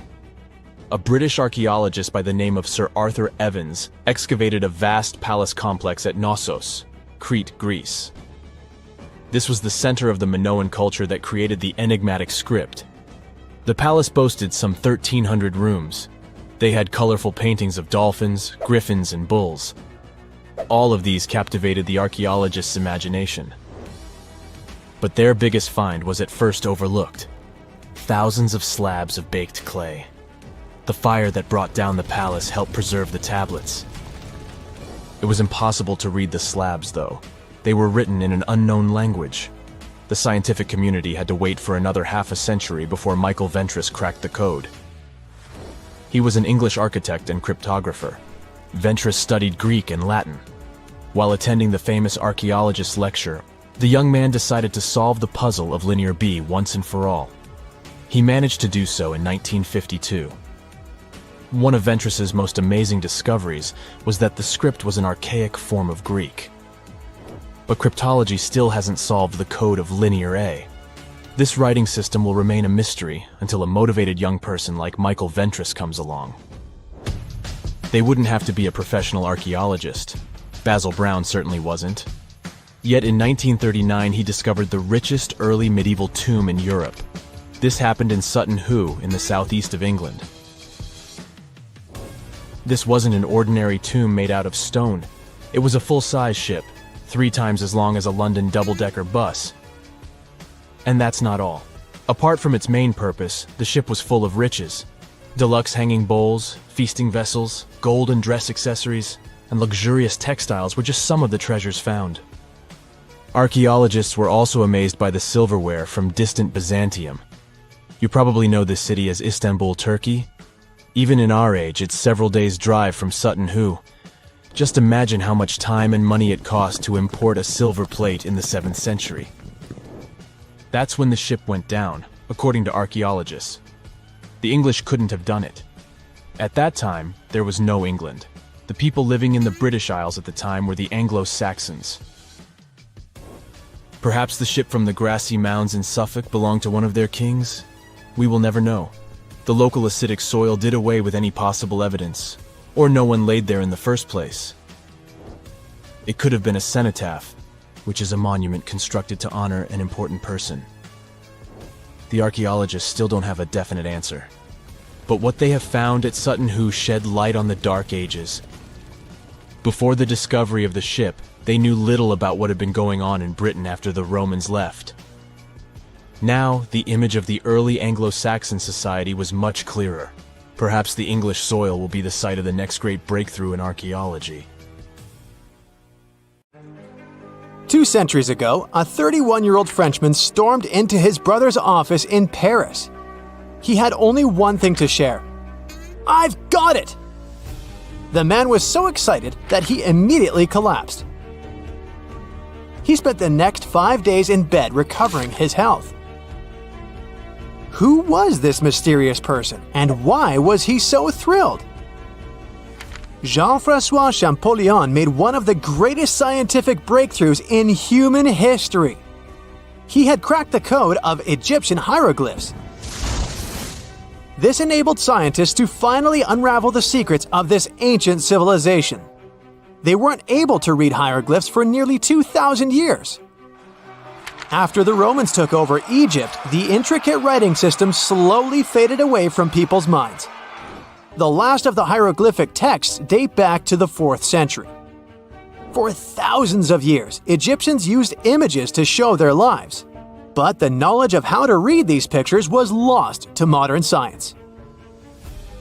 The story of hieroglyphs began in 3250 before current era. That's when ancient Egyptians developed writing.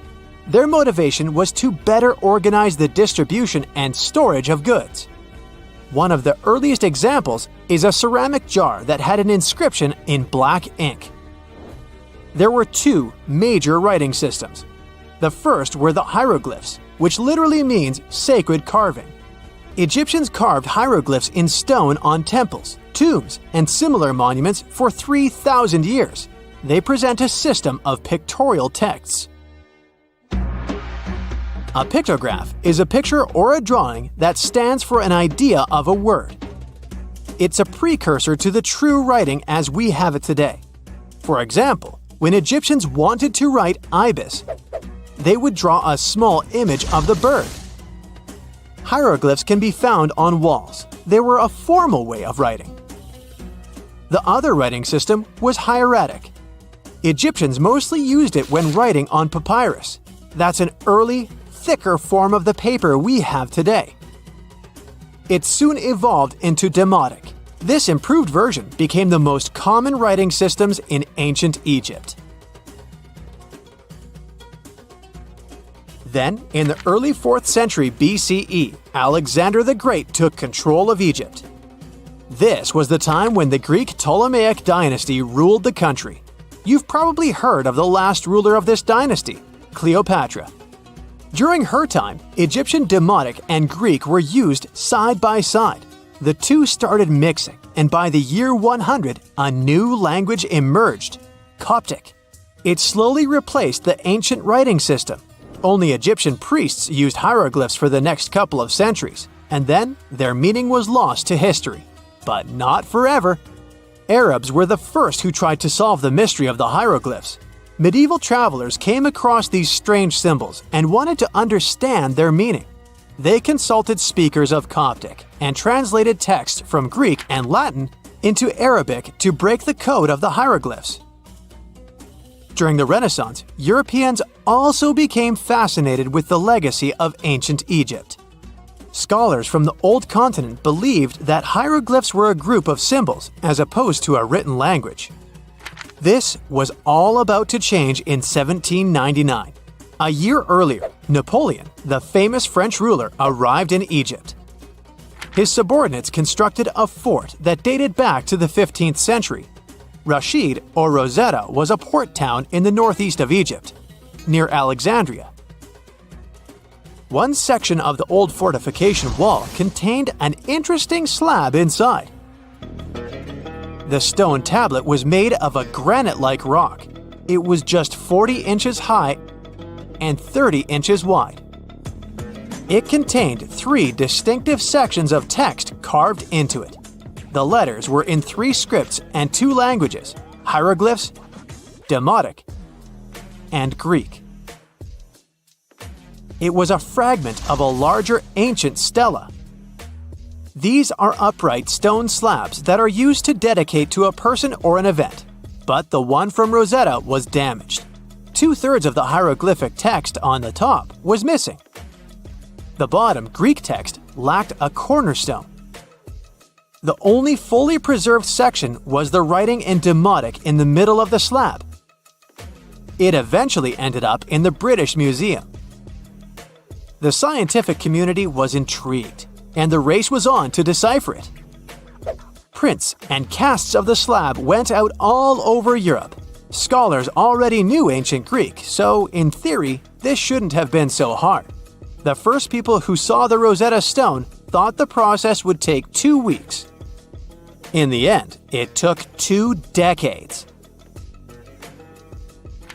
The main issue was the fact that hieroglyphs and spoken ancient Egyptian didn't have a connection anymore. Scientists didn't know what sounds the letters on the slab corresponded to. Imagine if English disappeared 1,000 years in the future. Then someone finds a tablet with the word dog. At first, they wouldn't know how to read the word or the individual letters. Even if they figured out how to pronounce the word, they wouldn't know its meaning. This is what linguists were dealing with in the case of the Rosetta Stone. The careful study of the artifact produced another find. The texts weren't direct translations of each other. They both described the same event, but in different words. It was like you saw a movie with 2 friends, and then all 3 of you wrote different reviews about it. The original text was probably in Greek, but the translators added extra words to make it sound more Egyptian. An English physician and physicist, Thomas Young, made the first great breakthrough. He knew that the name Ptolemy appeared several times in the text based on the Greek translation. This wasn't an Egyptian name, so it was impossible to represent it with a single image. The only way to spell out this Greek name was to use symbols that sound like it when produced. This is called transliteration, and we have it today as well. This is how foreign-sounding words are written down in Chinese or some Slavic languages.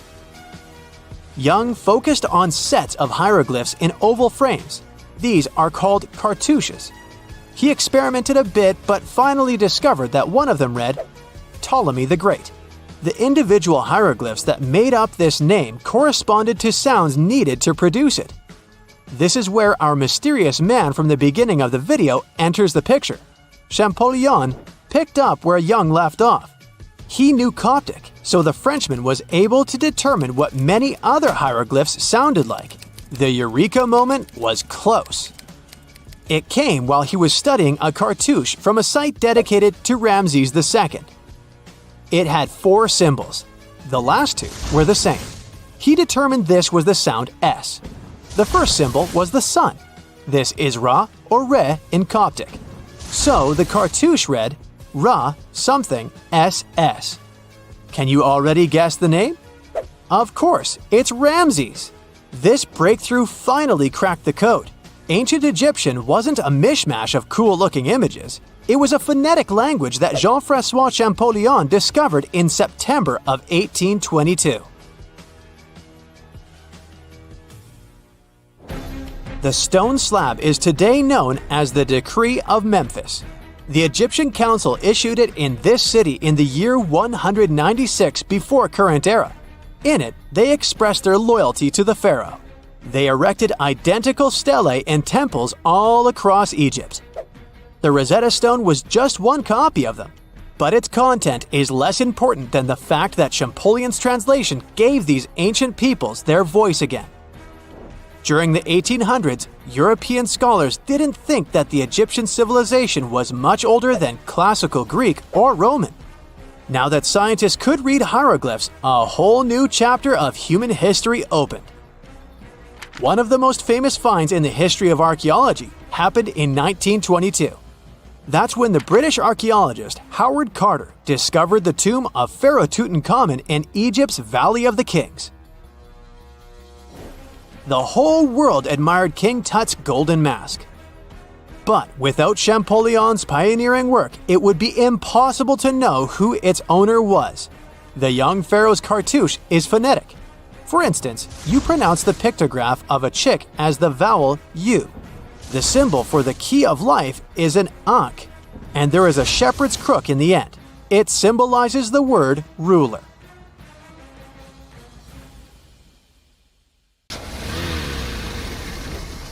And now we're off to almost 5,000 years ago. Let me take you to ancient Egypt, where back in 2550 BC, guess what? The construction of the Great Pyramids of Giza started. People learned to build cathedrals and skyscrapers, but it wasn't until recently that these massive buildings appeared. It's still a mystery to even modern scientists how these pyramids were built 5,000 years ago. No wonder they are one of the 7 wonders of the ancient world. They're also the oldest of them and the only wonder of the ancient world that still exists in the 21st century.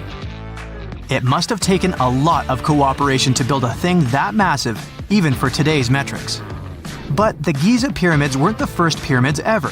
The first one, called the Step Pyramid, was built around 80 years before the first Pyramid of Giza in 2630 BC for King Djoser. It wasn't meant to be extraordinary, but ended up being quite impressive. It was a pyramid of 6 stepped layers of stone.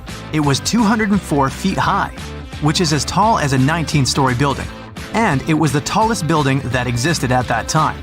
It wasn't just a pyramid though, it was surrounded by a whole complex of buildings, including even courtyards. In ancient Egypt, people believed in the afterlife, so everyone, especially kings, wanted to make sure they had everything they needed to get ready for it. Here's why the pyramid complex was perfectly supplied with a lot of objects people used every day. The complex included a pyramid and a kind of a palace. Those buildings had many things the king loved and might need one day, like furniture, food, and gold vessels. After Djoser, building pyramids became common practice, but many pyramids weren't finished. It would usually take about 20 years to build one, but many rulers reigned way less than that. Overall, there are more than 100 pyramids. The most famous pyramids are the Great Pyramids of Giza. The first one and the biggest one was built for Pharaoh Khufu, around 2550 BC. Initially, it was 481 feet tall, which is as tall as a 40-story building. The second pyramid was built for Khufu's son, Pharaoh Khafre, around 2520 BC. It's just a bit shorter, usually standing at 471 feet high, a 39-story building. This is the pyramid with the famous statue of the Sphinx. Sphinxes have a lion's body and a human head. They were built to guard important areas. This one has the head of Pharaoh Khafre and is guarding his pyramid, facing the sunrise.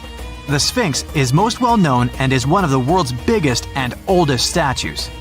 Originally, it had red color and did have a nose. It's still possible to see the trace of red pigment by its ears. But no one knows exactly when the nose disappeared.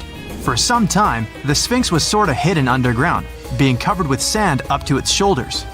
Luckily, in the early 1800s, an adventurer with a team of 160 people dug it out. The third Pyramid of Giza is the smallest one, being more than twice shorter. Originally, it was 218 feet high, about the height of a 20-story building. Built in 2490 BC, it was a pyramid for Khafre's son, Menkaure. The pyramids are designed to align with the points of the compass, and their sides symbolize the rays of the sun. But back at the time, there were no compasses. Ancient Egyptians figured out the directions themselves, and with amazing precision. To align the pyramids, they used 2 constellations. Originally, the pyramids were covered in smooth white limestone and had a gold-silver top to reflect the sun. Later, the white limestone was taken from the pyramids by other kings and used for other buildings. Scientists estimated that ancient Egyptians used about 2.3 million stone blocks to build the first pyramid. Each block weighed more than 1 ton. This is the weight of a rhino. Some blocks were even bigger, being almost as heavy as an elephant. 4.5 millennium ago, there was no modern equipment to help build it.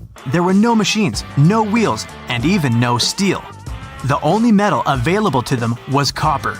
Even today, scientists aren't sure how the Egyptians managed to build the pyramids. There are no records left that would shed light on it.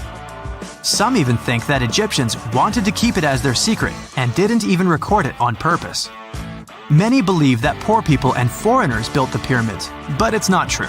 Actually, the builders were very skilled workers, and they were fed and paid well. The archaeologists claim that the builders lived in a nearby temporary city and were a highly organized community with a strong leader. Scientists say that around 20,000 people worked on each pyramid complex, and it took about 20 years to build each. It probably was a national project. The construction site was large in resources, and food and essentials were likely to be contributed from all parts of Egypt. Even with all that support, it remains unclear how people managed to cut, transport, and assemble those huge stones. One of the theories suggests the stones were most likely transported on boats down the Nile River. Then, there was a harder part, they had to be moved to the construction site. For that, they probably used wooden sleds. It wasn't very hard to pull them because the sand mixed with the right amount of water was pretty slick. And 10 people could move a sled even with a rock weighing 1 ton pretty easily. Finally, one last problem. The stones had to be lifted and put into place. Archaeologists have discovered the remains of the ramps system that dates back to when the pyramids were built.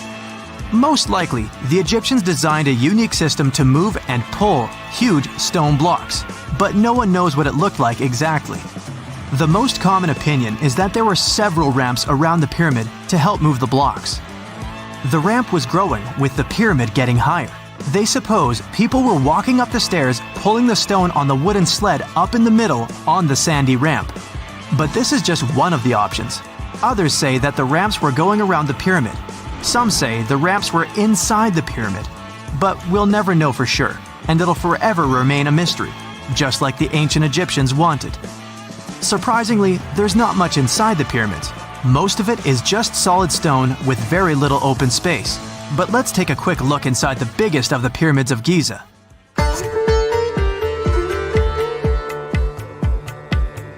From the entrance, there are 2 stairs, one going down and the other one going up. The descending one takes you to a chamber located underground. That's where the pharaohs are, but not in this pyramid because Khufu wanted to stay higher. The underground room is partly unfinished. The room with Khufu's sarcophagus is called the King's Chamber. It's upstairs and then through the tall and long Grand Gallery. Below the King's Chamber, there's a room called the Queen's Chamber. There are no queens though, and no one is sure why the room is called this. Unfortunately, none of these have any hieroglyphs on the wall. They're just bare. If you want to see them, you should go to the other rooms that are decorated. Those pieces of art are depictions of ancient Egypt's culture and daily life. The texts allow researchers to study their language and grammar. Sadly, the treasures that once were here in the pyramid are long stolen. From that room, there are several tunnels for an unknown purpose. There are many tunnels and passages inside the pyramids. There are many chambers and shafts and secret ways. Scientists have been sending little robots with cameras there for some decades already. And the robots did discover another chamber a bit upstairs with hieroglyphs on the walls. But even today, much of the pyramids is still unknown, and there's no so-called building plan of the pyramids. Egyptians did create a mystery no one can crack for 4,500 years already. Scientists recently started to X-ray the pyramid to learn what's inside it without entering it and its narrow, mysterious tunnels. The Great Pyramid was created as the final resting place of ancient Egyptian monarch Khufu. According to legend, French leader Napoleon entered the Great Pyramid and came back out looking shaken and super pale. He never revealed what he saw inside, but whatever it was is said to have affected him for the rest of his life. When Napoleon entered the pyramid, he would have walked through a super tight and ascending passageway. He'd then go through another passageway, known as the Great Chamber. This corridor would have been much taller than the previous one, and would have cobbles too. He'd then reach the King's Chamber, the centerpiece of the Great Pyramid, which was lined with huge blocks of granite. But it wouldn't have looked as grand as we might imagine. There are no hieroglyphics decorating its walls, as Egyptians only began decorating the burial chambers of pyramids much later on. The pharaoh's tombs deep inside the pyramid would have also been filled with treasures, from chunks of gold to the world's most expensive jewelry. But this would have all been looted a long time ago. The only thing that probably would have been left in there would have been a huge sarcophagus, which would have once contained the king's mummy. He'd also have to walk past the Queen's Chamber. This room most likely didn't hold any queens though, as pyramids were usually only built for one person. There are mysterious tunnels leading from here. To this day, no one is really sure what they're there for. And that's not the only mysterious and creepy thing Napoleon may have encountered, as stories of pharaohs leaving ancient curses on pyramids go way back. Many pyramids had warnings written on the outside, telling of horrifying things that would happen to those who entered and disturbed the peace. We might not know what exactly Napoleon found in the Great Pyramid that scared him so much, but we know for sure what was found in Tutankhamun's tomb. Tutankhamun was an ancient Egyptian pharaoh who was only 8 or 9 years old when he took to the throne. He became a cultural phenomenon when his tomb was discovered almost completely intact in 1922. His pyramid sits in the Valley of Kings in Thebes, modern Luxor, which is in Egypt. Unlike the Great Pyramid, Tutankhamun's tomb was covered in beautiful wall decorations. The walls told the story of how he would travel to the afterlife through the underworld. Egyptians believed all people would have to take this journey, so they would fill their tombs with objects and paintings to help them get there. There'd also be spells painted on the walls. They believed this would help people pass over to the next realm. The journey would be pretty long, and for that reason, the ancient Egyptians would also fill the pyramids with food. Tutankhamun's pyramid was filled with 8 fruit baskets. They even found something called gingerbread fruit in there. The rooms were jam-packed with furniture, statues, clothes, and staffs, amongst a whole bunch of other things. You'd likely find a lot of clothes and expensive jewelry in the pyramids as well. The ancient Egyptians wanted their ancestors to travel in style to the afterlife. They put Tutankhamun in his final resting place with over 50 pieces of clothing, all of the highest quality. There were tunics, scarves, gloves, and headdresses, and a ton of jewelry. Bracelets, pendants, necklaces, rings, and scarabs for protection were all found inside. Each of them was made of gold or precious stones. There were also fans made of ostrich feathers to keep the old pharaoh cool in the hot Egyptian sun.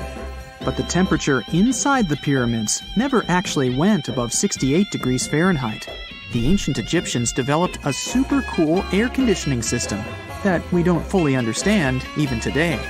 Tutankhamun's pyramid also contained 130 walking sticks made from ebony, ivory, silver, and gold to help him on his journey. There were 3 chariots hidden away in case he got tired of all the walking. They also put 11 boat paddles inside, but there was no sign of any boat.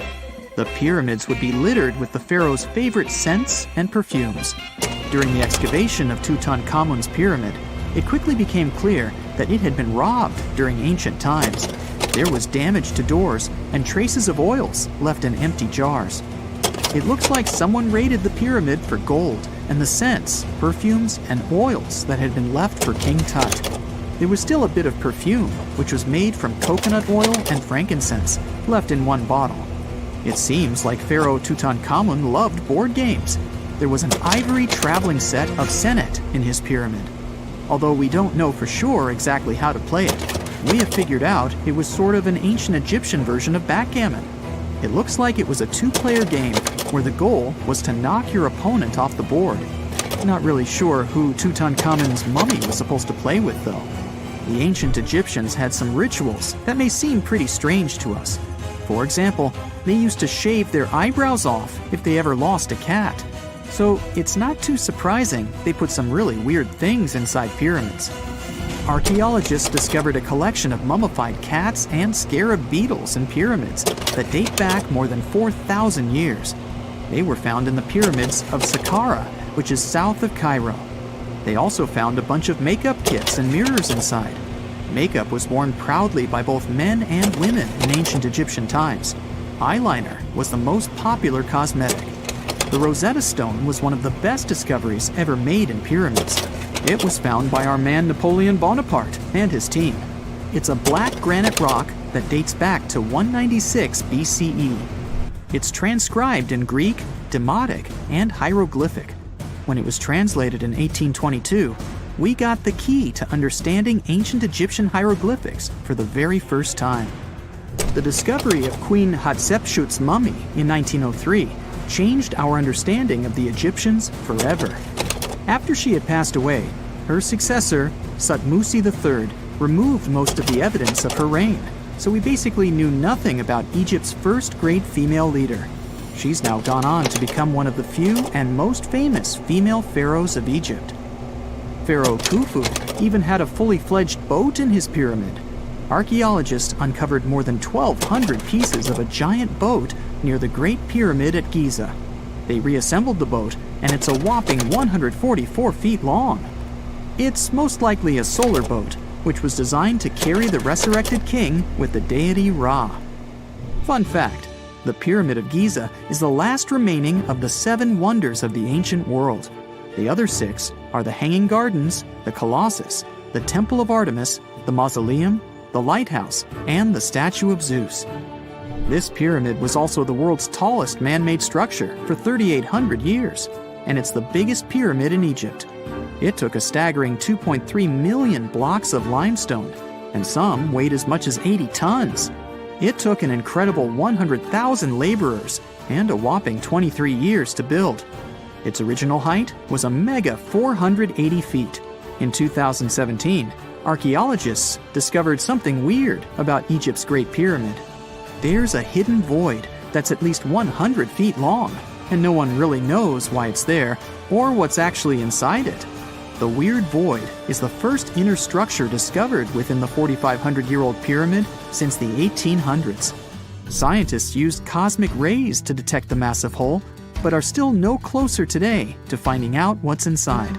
The ancient Egyptians took a lot of care building the pyramids, and everything was strategically placed and structurally sound, so it's super unlikely that this hole is due to blocks falling over time. Loads of pyramids also contain small model figurines called ushabti. These represented attendants. They believed they would come to life to serve the pharaohs in the afterlife. But it's amazing that all this stuff actually fit inside.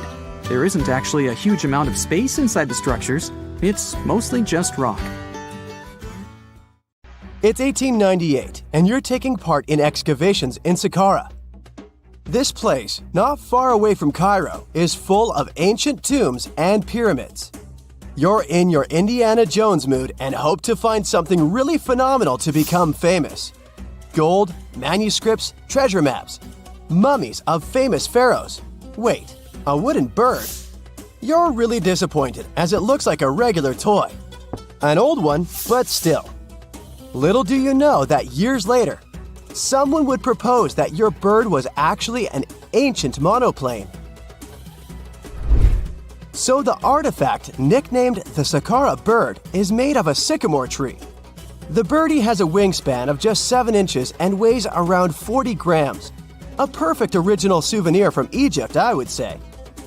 It's over 2,000 years old and looks pretty plain, without any carvings of feathers or other intricate ornaments. It has a beak and eyes, though, which makes our find look like a hawk, the emblem of the deity Horus. Its tail is rather unusual as it's squared, looks weirdly upright, and it seems like the sunken part of it was the place for a now missing piece. Humans love solving a good mystery, so there have been several attempts to explain the use of the birdie. First, quite simply, is that it was a ceremonial object. The second idea is that it was a toy for a child from some well-off family. It could have been some sort of boomerang, which was a popular concept in ancient Egypt. Then there was a theory that the bird had been used as a weather vane. But this one has been debunked as the figure doesn't have any holes or markings, except for the one made at the museum in Cairo to fix the exhibit on a stick. So there was no way to hang it in the past. Almost a century after the bird was found, Egyptologist Dr. Khalil Masiha proposed a new theory that it could have been a model of a monoplane. He believed the bird was missing a horizontal tailplane. Otherwise, it had its wings set at a right angle, similar to that of modern planes. It could have worked to generate the aerodynamic lift necessary for flights. Dr. Masiha also claimed that it was common at that time to place miniature models of technological inventions in tombs. So, did the ancient Egyptians really invent the plane in 200 BCE? That would make the Wright brothers, who are considered the inventors of aviation, really upset. They made one of their first flights only in 1903. There's just one way to know for sure, and that is to test the model. But you know, the ancient museum in Cairo would unlikely let one of their cherished exhibits fly around like a toy. That's why glider designer Martin Gregory built a similar model, this time of balsa wood, and concluded that even with the missing tailplane, the plane wasn't much of a flyer. Case solved? Not really. This didn't sound convincing enough to the History Channel, so they invited an aerodynamics expert to build another replica of the bird. He tested it in weather conditions similar to those in Egypt and was impressed with the little plane's abilities. So, if they did invent the prototype of a plane back in the times of pharaohs, it would be a good example of an oupart. That's an out-of-place artifact, an object that's way ahead of its time in terms of technology or history. And the Saqqara bird isn't the only example of such a revolutionary concept. In 1901, a group of divers retrieved the Antikythera mechanism from an underwater shipwreck near the Greek island of Antikythera. It's been dubbed the world's first analog computer, and it's currently dated around 100 BCE. The bronze mechanism could tell the position of the sun, moon, planets, and stars, as well as the lunar phase, the dates of upcoming solar eclipses, and even the speed at which the moon moves through the sky. No one's sure who used it and how or where it was made. But it's obvious that it's extremely precise and way too advanced for its time. The first flushing toilets in the world were invented in the middle of the 20th century. Just kidding. The ancient Minoans on the Mediterranean island of Crete and the Indus Valley civilization both came up with this brilliant invention at the same time, around 4,000 years ago. The plumbing and sanitation were so well done that no one managed to design anything better until 2,000 years later. One ancient Minoan lavatory was discovered at the Palace of Knossos. It looks like it had a wooden seat set over a tunnel that directed water from a rooftop reservoir to an underground sewer. Other varieties got water from jugs. Only the super rich people could afford all this glory. So if you wanted to shop for real estate back then, the flushing toilet would be a telltale sign you were in the rich neighborhood. Automated doors became a cool, seemingly new invention back in 1931. But the technology behind them is actually much older. Think the 1st century CE old. Mathematician and engineer Heron of Alexandria came up with a hydraulic system to open and close temple doors. To bring it into action, you need to light a fire to produce heat. There was a brass pot under the fire, half filled with water. The inventor connected the brass pot to containers that acted as weights. When the fire was burning, the water moved into the containers. They went down and pulled the ropes. It was nothing like a supermarket door that opens in front of you before you even have time to think. Heron's door took hours to open, and there was no way to stop the process. That's why they only opened the doors once a day before people entered the temple, to add some mysticism at the temple during ceremonies. Spooky. Looks like the first ever battery was invented in Baghdad around 2,000 years ago. A German archaeologist found this oval-shaped clay jar in 1938. Scientists are still not sure what purpose it served and who exactly invented it. There is a theory that it was used for electroplating objects with precious metals. When they filled it with a weak acid like vinegar, the battery produced around 1 volt of electricity. Another theory says it was a vessel for sacred scrolls. Would you like to buy contact lenses designed by Leonardo da Vinci himself? In 1508, he invented a glass lens with a funnel on one side. You were supposed to wear it with water inside to improve your vision. Sounds a bit uncomfortable, doesn't it? So, around a century later, French scientist René Descartes decided to improve the idea and make the cornea contact the future lenses. Contacts because they contact your eyes, get it? The glass tube with liquid did help improve vision, but blinking was sadly impossible. 2.5 centuries later, new technologies in the glass industry let scientists design contacts that would fit in the eye and even let the wearer blink. Thanks, guys! Still, those lenses were made of heavy blown glass and didn't let the eye breathe. About 50 years later, contacts became plastic, lightweight, unbreakable, and scratch-resistant, but still covering the entire eye. And then, in 1948, an English optical technician accidentally sanded down a plastic lens and figured out they'd still be in place even if they covered only the cornea. Imagine you're living in 19th century London and need to send a message to New York. It would have taken about 10 days to get there by ship. So when delivery time went from days to hours in 1858, it was a true sensation. The first message was sent by Queen Victoria herself. It was all made possible thanks to the transatlantic telegraph cable, running under the ocean. Sadly, the new cool invention only lasted a few weeks. It took years to bring it back to life. A gruesome discovery took place in Egypt some years ago. You want to hear about it? 16 human hands, carefully buried in 4 eerie pits. They didn't look too much like human hands at first, since they were abnormally large, but they were.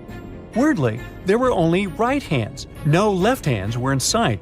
It turned out that it points to the practice of an ancient dark ritual. Old Egyptian art and tales talked of a ceremony where warriors would present the right hand of their adversaries as proof of victory and ask for gold in return. Egyptians believed in the afterlife, so cutting off someone's hand meant you cut off their power eternally. Guaranteeing this type of defeat was interesting to the winning party. Here, the fight was between Egyptians versus Hyksos, who lived in what was once known as Canaan. Egypt has always been the center of some history-changing findings, and some time ago, this papyrus was found. If we stretched it open, it would be just a tad bigger than the height of a skyscraper. The world's tiniest skyscraper, which is located in Wichita Falls, Texas. When humans didn't write on their notes app, they wrote on this thing, made from the medulla of a papyrus plant.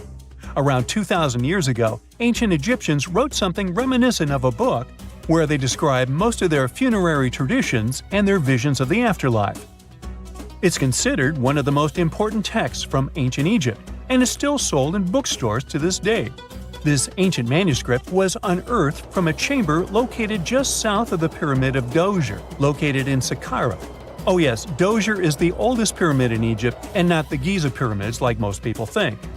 So recently, the site of Saqqara buzzed with excited archaeologists who probably found one of Egypt's oldest complete mummies. They believe that this beautiful and well-preserved mummy was that of a wealthy man. He was discovered in a deep shaft, covered in layers of gold leaves. There are many symbols that show he was an important and wealthy man, like the band he wore on his head, the bracelet on his chest, and the fact that he was embalmed with a tunic, which was reserved for Egypt's finest. The most exciting part of the entire discovery was finding the resting place sealed with mortar, just as the ancient Egyptians had left it 4,300 years ago. Now this may sound weird, but back in 2008, archaeologists discovered a missing pyramid. Now it went missing because it deteriorated over the span of 4,000 years. Today, you can only see its base. It was a pretty important site back in ancient times. It is said that around the area of the pyramid, the ancients hosted a special type of ceremony where high priests would carry mummified remains of sacred bulls. Now here's a fun fact. Ancient Egyptians believed that Apis bulls were earthly incarnations of the city deity of Memphis and was connected to rites of fertility. It wasn't just any Apis bull, though. They needed to be all black, with a single white mark between its horns and a bunch of very specific characteristics. They were selected by the local priests and honored until they passed away. After that, they were mummified and buried in underground galleries. Meanwhile, this missing pyramid sort of disappeared around the 1800s. It was a German archaeologist who first found it in the village of Saqqara. He called it the Headless Pyramid when he first found it. But then, years after the official discovery, the desert sand came along and covered the whole thing. There were some excavations between the 19th and 20th centuries, but they weren't too systematic. That's why scientists were so thrilled when they dug an entire pyramid's base after removing the 25-foot mound of sand that was covering it. Oh, and it turns out American archaeologists are excavating a cemetery in Egypt that could contain over 1 million mummified bodies. So far, archaeologists have dug around 1,700 mummies. One of the main differences from other classic Egyptian mummies is that these people weren't kings and pharaohs. They were commoners that most likely lived about 1,500 years ago, when Egypt was controlled by the Roman and Byzantine empires. The name of the cemetery is cool, though, the Way of the Water Buffalo, just in case you want to check it out on your next trip. Other than bulls and buffaloes, ancient Egyptians also liked baboons. Are you seeing a pattern here? In the beginning of the 20th century, archaeologists discovered a site filled with mummified baboons in a place called, guess what? The Valley of Monkeys. An animal wouldn't have been mummified if it wasn't considered important. Certain animals were more important than others, since they were linked to specific deities. Jackals were connected to Anubis, the ancient god of the afterlife, and cats were likened to the female deity Bastet. Baboons were a pretty big deal, since they were believed to be connected to Thoth, the deity of wisdom and advisor to Ra, one of Egypt's supreme deities. The archaeologists who studied these animals weren't too happy. They think these baboons were kept inside and were deprived of sunlight for most of their lives. They had extreme vitamin D deficiencies and they were poorly fed. Maybe Thoth got angry with these baboon keepers. Just a guess. Since there's never a boring day for archaeologists in Egypt, they also found human mummies with golden tongues. Since Egyptians were all about the afterlife, they believed that golden tongues might help a person speak once they pass to the other side. I mean, it's a long shot, but hey, why not? Some of these mummies were placed in wooden coffins with goods, such as necklaces, pottery, golden artifacts in the shape of lotus flowers and scarab beetles, and iPhones. Just kidding. A new temple was also unearthed recently in Egypt. Scientists believe it was dedicated to honor Zeus Cassios. That deity would be a cross between Zeus, the almighty Greek deity of the sky, and Mount Cassios. While digging around the Sinai Peninsula in Egypt, archaeologists spotted 2 pink granite columns poking out of the ground, and bingo. They believe these columns represented the temple's front gate and collapsed during an earthquake many years ago. And speaking of deities, there weren't only super serious deities. Recently, scientists unearthed a golden ring in a city south of Cairo. No, Frodo, it's not magical. It was a normal gold ring, but it had the depiction of the deity of fun, officially named Bes. This deity is often described in sacred texts as a happy chubby dwarf. Today, many tattoos we get are sorta deprived of any sense and are made of aesthetic purposes only. In ancient Egypt, though, women would get tattoos as a token of protection for childbirth. That's what scientists think, at least. Around the Nile region, scientists found some mummies that had well-preserved tattoos, which is a rarity since the skin deteriorates so easily. 2 of these women tattooed their lower backs, and the drawings were simple. They were mostly pictures, including that same chubby dwarf we just talked about, Bes. He also had a side hustle as the protector of women during childbirth. Now, would you believe me if I told you ancient Egyptians invented robots? No? Well, that's because that's not entirely true. Sure, they were astronomers, mathematicians, and engineers, and somehow they also squeezed an eccentric invention into that package – an automated deity some scientists called Hathor. This wooden statue had been in the Metropolitan Museum of Art for years before someone noticed its secret. With the help of an X-ray machine, specialists discovered a mechanical operating system inside it. The pulley-like axis goes from the statue's shoulder to her left leg. When the system rotates, the statue raises and lowers her hand. Hey, pick me, pick me. Can you tell me what date it is today? Piece of cake. You just look at your smartphone and voila, you immediately know the day, month, and year. But was it always this easy to tell the date? Did the ancient people even have the concept of a year that lasts 365 days? Yes and no. Mayan calendars had cycles. That's close to what we call a year. But the Mayan cycle was much longer, 819 days. And this is where the mystery begins. 819 days compared to what? When does this calendar begin, and when does it end? Scientists were asking themselves this question for decades. They discovered and deciphered the Mayan calendar during the 1940s. Recently, 2 American scientists, John Linden and Victoria Bricker, came forward with a solution. So, what did they do differently from their predecessors? The duo deciphered the code by broadening their thinking. They expanded the calendar from 819 days to full 45 years. That's 20 times longer than the original cycle. and a pattern started to emerge. This was a major breakthrough because the Maya told time in a complicated way. You can forget about the easy-to-read Arabic numerals we have today. These ancient people used glyphs. These are tiny images that represent characters, something like the icons on your desktop or universal symbols. When you see a little dot with 3 curved lines above it, you know there is a Wi-Fi network available. The Mayan calendar used glyphs that represented animals or natural phenomena. For example, there were symbols for a jaguar and an eagle. Each glyph marked one day. Each cycle is repeated 4 times, 8 and 19 x 4. Let's call these 4 cycles blocks. The Mayas colored each block differently. Scientists thought these colors corresponded to the 4 cardinal directions. Red was east, white, north. West was black, and finally, yellow marked south. But then the 1980s came. Yeah, this was a weird decade. The calculations were all wrong. Researchers determined that the colors were associated with the position of the sun in the sky. It turned out that the color yellow represented the highest point of the sun, which is called a zenith. White was the lowest point, called the nadir. It seems that the calendar showed just how good the ancient Mayas were at astronomy.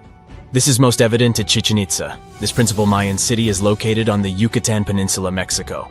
There stands an impressive step pyramid. It is dedicated to the feathered serpent deity, and its alignment is perfect. Something marvelous happens here twice a year, during the equinoxes, March and September. These are the times when the sun shines directly over the equator. On these 2 dates, the day and night last the same.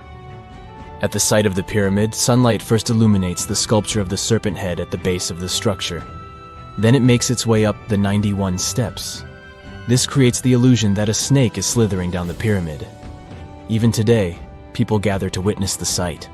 And it must have been more impressive when the Mayas completed the structure 1050-1300 CE. Do you know what a synodic period is? Neither do I. But Mayan astronomers did. A synodic period is the time that passes before a stellar body does a full lap. For example, this is the period between 2 full moons. When you look from Earth, this period lasts roughly 30 days. And the Mayas were looking at the skies non-stop. They carefully noted the synodic periods of all planets. From Venus to Saturn, these ancient astronomers kept records of nearly all celestial bodies. But what does this have to do with their calendar? The American researchers' calculations revealed the link. Let's take the planet closest to the Sun as an example, Mercury. Its synodic period is 117 days. Multiply that by 7 and you get which number? Exactly 8 to 19, when 17 x 7 equals sign 819? Coincidence? Definitely not. Because synodic periods of other planets also neatly match the magical figure 819. But this is not visible from a single Mayan cycle. Scientists had to expand it several times to discover the pattern. There is a reason why no one could decipher the code for so long. They were focused on a single planet. The trick was to add the Mayan calculation for all the planets. Researchers just needed to see the bigger picture. This brings us to the year 2012. Can you remember that some people thought that the world would end on December 21st? That turned out to be a bust. We are alive and well now. But what started this false rumor? The Mayan calendar, of course.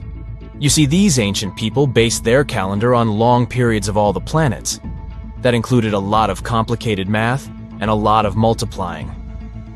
This 2012 was simply the time when their cycle ended. It is known as the long count. This period is the same as our year.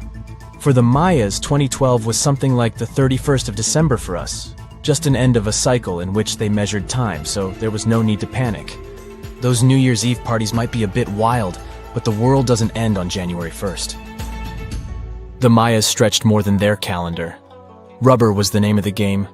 Yes, you've heard it correctly. These ancient people were making different grades of rubber 3,000 years before one famous American did, Charles Goodyear. They would extract natural latex from the rubber tree. This is a milky substance that can be turned into rubber. And they weren't the only ones. Scientists found evidence that their neighbors, the Aztecs and the Olmecs, did the same. But what did they do with rubber? They didn't need car tires, definitely. But it's cool to have a nice pair of sandals for the beach. The Spanish wrote about rubber sole footwear that natives wore. Sadly, scientists still haven't found them. That would be a big step for archaeology. So the Maya were playful with rubber, literally. Researchers guess that they produced balls from latex. These were bouncy and ranged in size from a softball to a soccer ball. A typical Mayan ball game, pits, involved 2 hoops. You must be thinking basketball, but not quite. The hoops were set on walls, 23 feet high.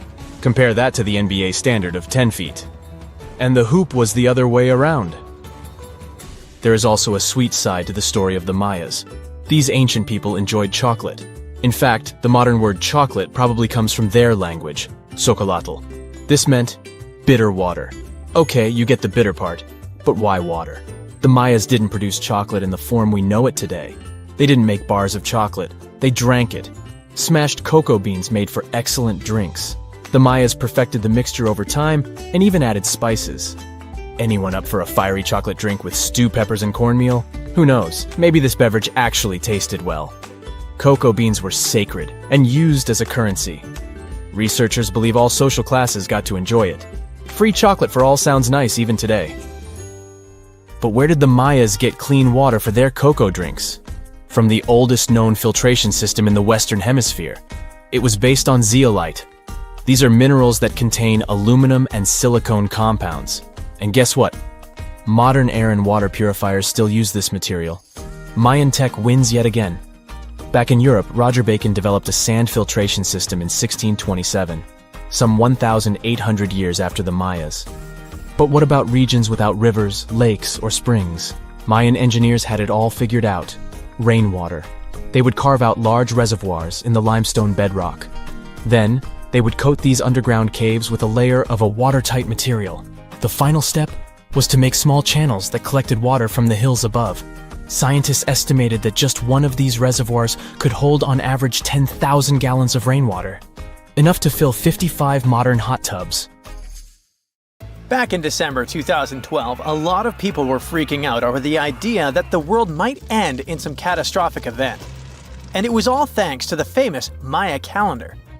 This ancient way of tracking time had been the subject of endless speculation. But one of its biggest mysteries was definitely an 819-day count found in some versions of the calendar.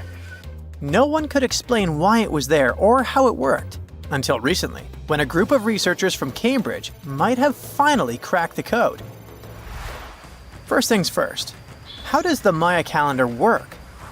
So the system the Maya civilization used to track days was based on something we now call the calendar round. Think of it like 3 interlocking gears. These are 3 cycles working together. The first is a 365-day solar year, known as Hab. The second is a cycle of 20 names. And the third is a cycle of 13 numbers, which forms a 260-day sacred calendar, called Solkeen. Just like we'd say something like December 25th, 2025, they named their days based on how these 3 cycles lined up. For example, here we have the day 3 Manik and the 14th of the month Hop. It takes 52 years for the 3 cycles to align in the same way again.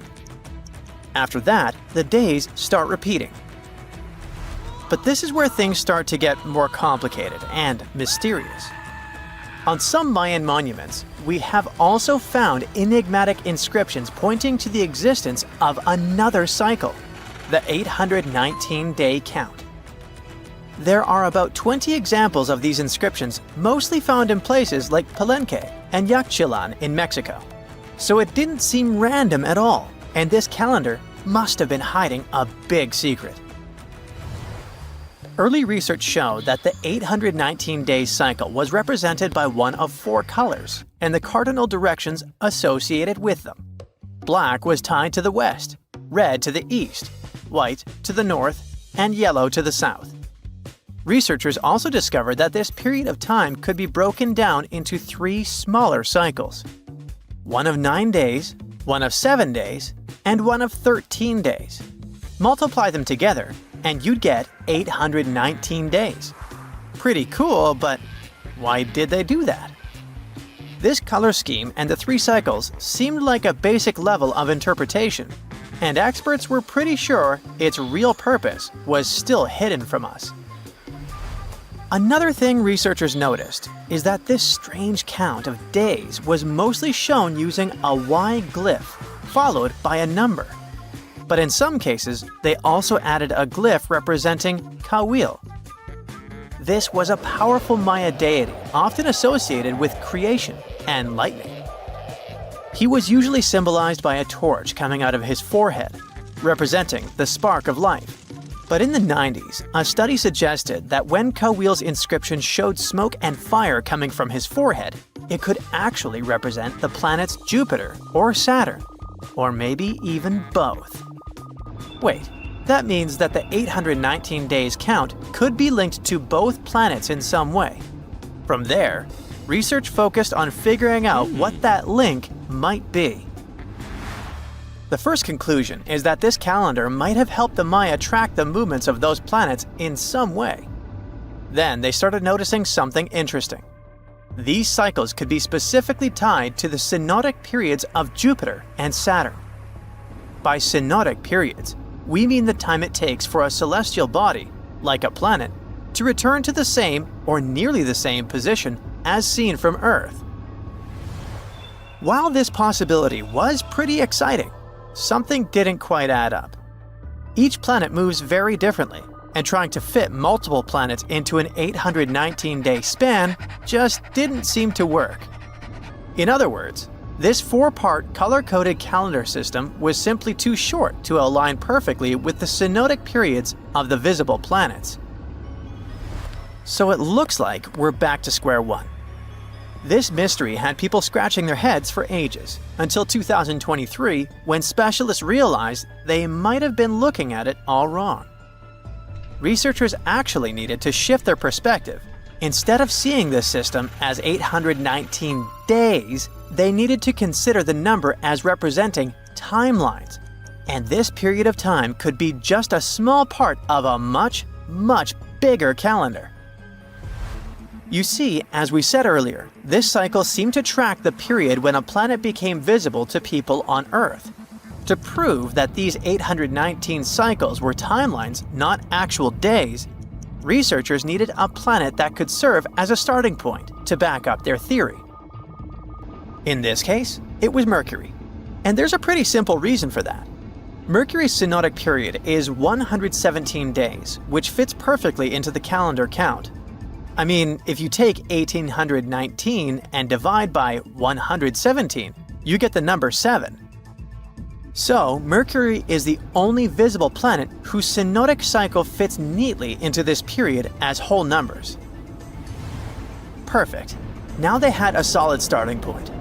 From there, they needed to expand the calendar by increasing its length to 20 periods of 819 days. Suddenly, a pattern emerges. And just like that, all the synodic cycles of the planets fit perfectly into the system. For example, Saturn's synodic period from 378 days lines up perfectly after 6 819-day cycles. Venus aligns every 5 cycles. Jupiter every 19 cycles. And Mars, which takes the longest, needs 20 cycles.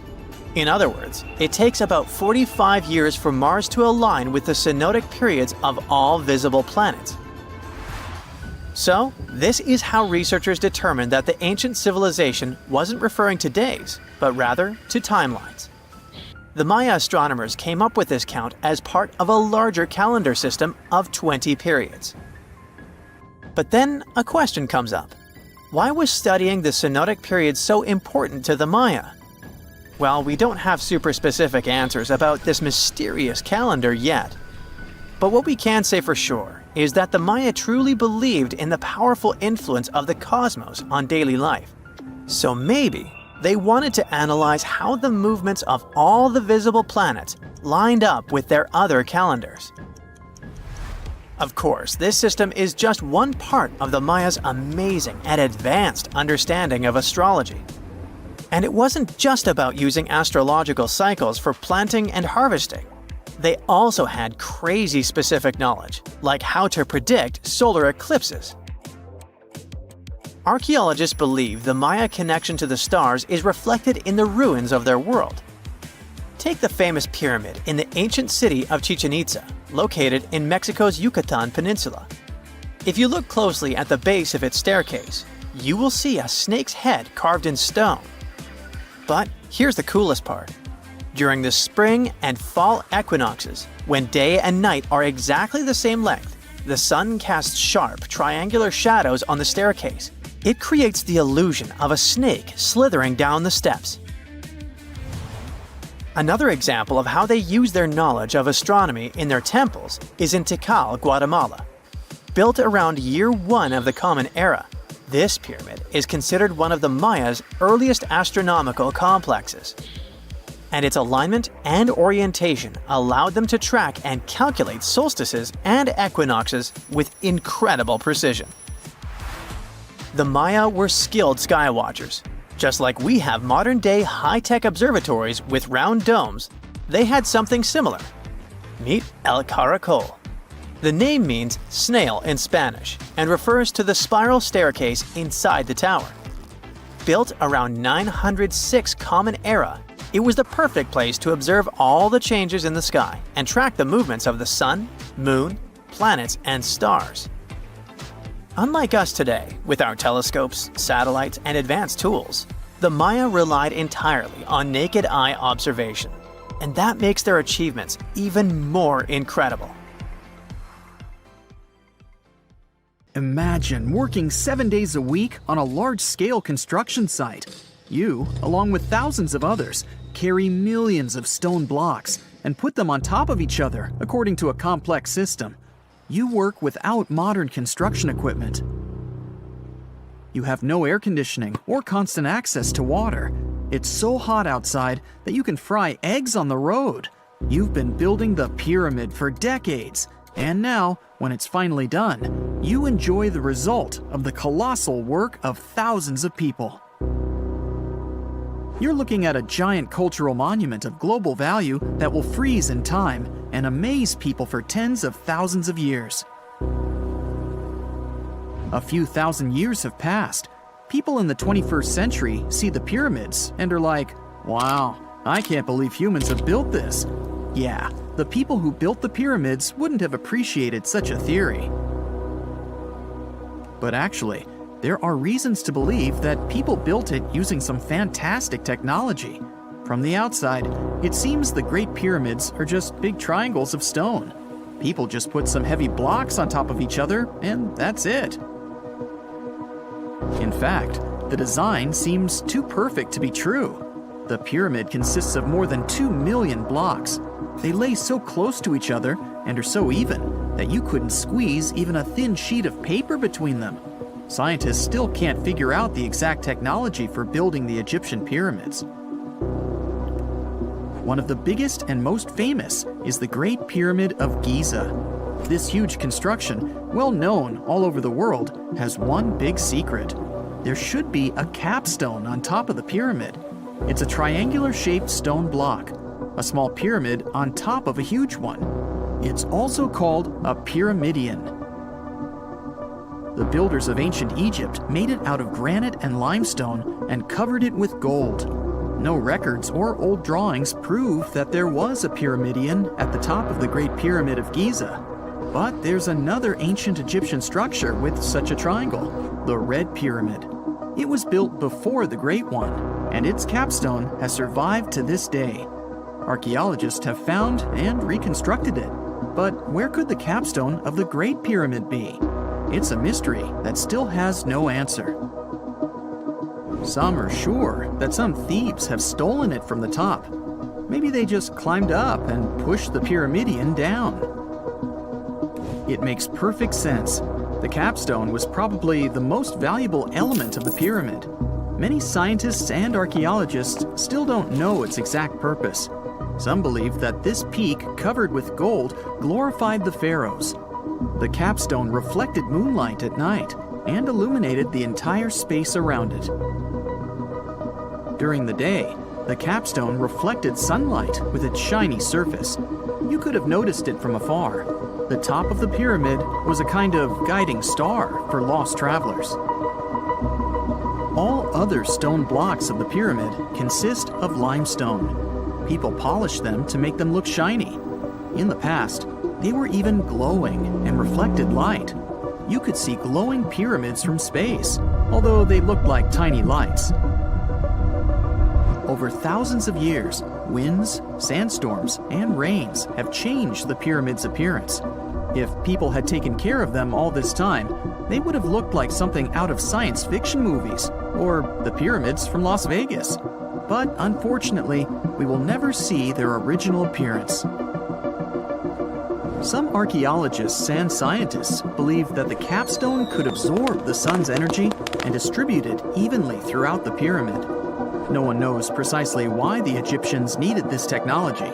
There's a theory the pyramids are ancient energy systems. The pharaohs applied this energy to use some unique technologies that were more advanced than all the achievements of the 21st century. And the triangular shape of the pyramids was ideal for boosting this electromagnetic energy. In theory, solar radiation, or electromagnetic forces, accumulated at the top of the pyramid, filled the inner rooms, and then went down the walls to the base. Any surface distortion could prevent the flow from spreading, so they had to create a perfectly smooth surface. That's why they installed the blocks so that nobody could squeeze a needle or razor blade between them.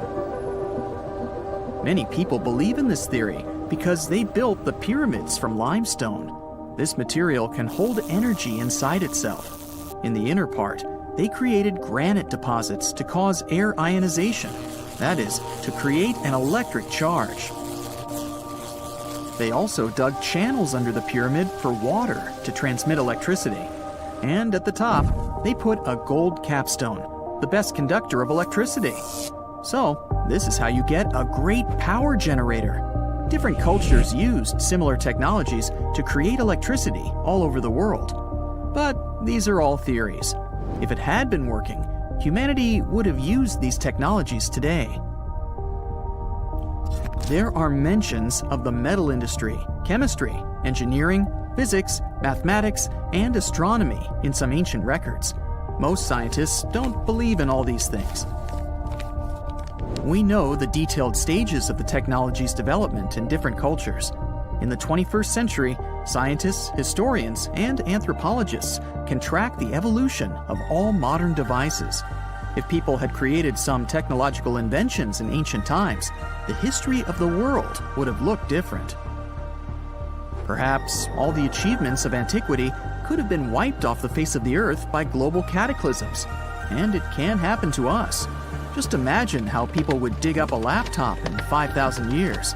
Perhaps they wouldn't understand what kind of device it is. Another Egyptian wonder surrounded by mystery is the statue of the Sphinx. The Egyptians carved it out of a single massive piece of limestone about 4.5 thousand years ago. But scientists still don't know the exact date of its construction or who built it. People painted the Sphinx in different colors, so it looked much brighter and more vivid in the distant past. It was shining just like the Great Pyramids. Anyway, time hasn't only changed its appearance, but its name too. Initially, the Egyptians called it Hor-Mekhet. The Greeks renamed it the Sphinx about a few hundred years after it had been built. The Sphinx emphasized the greatness of the rulers of Egypt. It also performed a symbolic function of a watchdog guarding the tomb of the pharaoh and the paths leading to it. This version sounds realistic, since archaeologists have discovered many secret entrances at the foot of the Sphinx. Perhaps these rooms and intricate tunnels lead to underground halls with treasures. And treasures don't always mean gold and jewelry. According to legends and theories, the Sphinx guards the Hall of Records, the storage of all humankind's knowledge. The information about the ancient mythical state of Atlantis could be there. You can find many detailed maps of the internal dungeons of the Sphinx on the internet. They show structures 12 stories deep under the statue. It looks like a small city filled with gold, scrolls of knowledge, and various ancient artifacts. But don't believe all these maps. These are just theories. Several thousand years have passed, but people have very little information about it. Archaeologists know that there are still many strange and exciting things about the Sphinx that are still undiscovered. Some locals are afraid to research because they believe they can awaken something terrible from the underground depths. Therefore, it's mostly scientists from other countries who conduct the excavations. In 1998, scientists discovered strange tunnels leading to empty rooms under the Sphinx. They realized that some people tried to get there through tunnels in the past, and maybe those people took all the treasures that were there. One of the legends says that some powerful artifact lays beneath the Sphinx. Its technology can change the whole world, but the locals are hiding it because it can damage the planet. Some believe that you can find evidence of unknown technologies painted on the granite walls in the pharaoh's tombs. But most likely, these paintings and signs tell us the myths and legends of ancient Egypt. But what if Egyptian symbols and drawings are detailed instructions for using ancient technologies? What if the locals that lived at that time thought, people in the future won't be able to get energy themselves. Let's leave some detailed instructions for them. Anyway, there are many riddles and theories. In reality, the search for answers is a dangerous undertaking, since it's not easy to get into the underground halls. Excavations can ruin the structure of the entire Sphinx. Any person inside the tunnels may get lost and never be able to find their way back. Besides, it costs a lot of money. Now, what would be awesome is if people could invent some device that could scan underground areas and show their detailed models. We're in the Caribbean, and these are the Taino people. Scientists have long believed that they were the first inhabitants of the Greater Antilles, and those people were roaming the Isles long before Columbus discovered this place. However, a recent discovery showed that there were some other peoples living there. These guys are called the Archaic people, and they are now known for being good at using stone tools. They've used a whole bunch of polished tools, such as hammers, axes, and whatsoever. We still haven't found out how they managed to invent and produce all those tools without special equipment. Scientists are now looking for a sort of necropolis or a similar archaeological site to find out more about these people. Another curious settlement was found a couple of years ago, not far away from Florida. This one is pre-Columbian too, but it seems that the dwellers there were more into fashion than crafting using stone tools.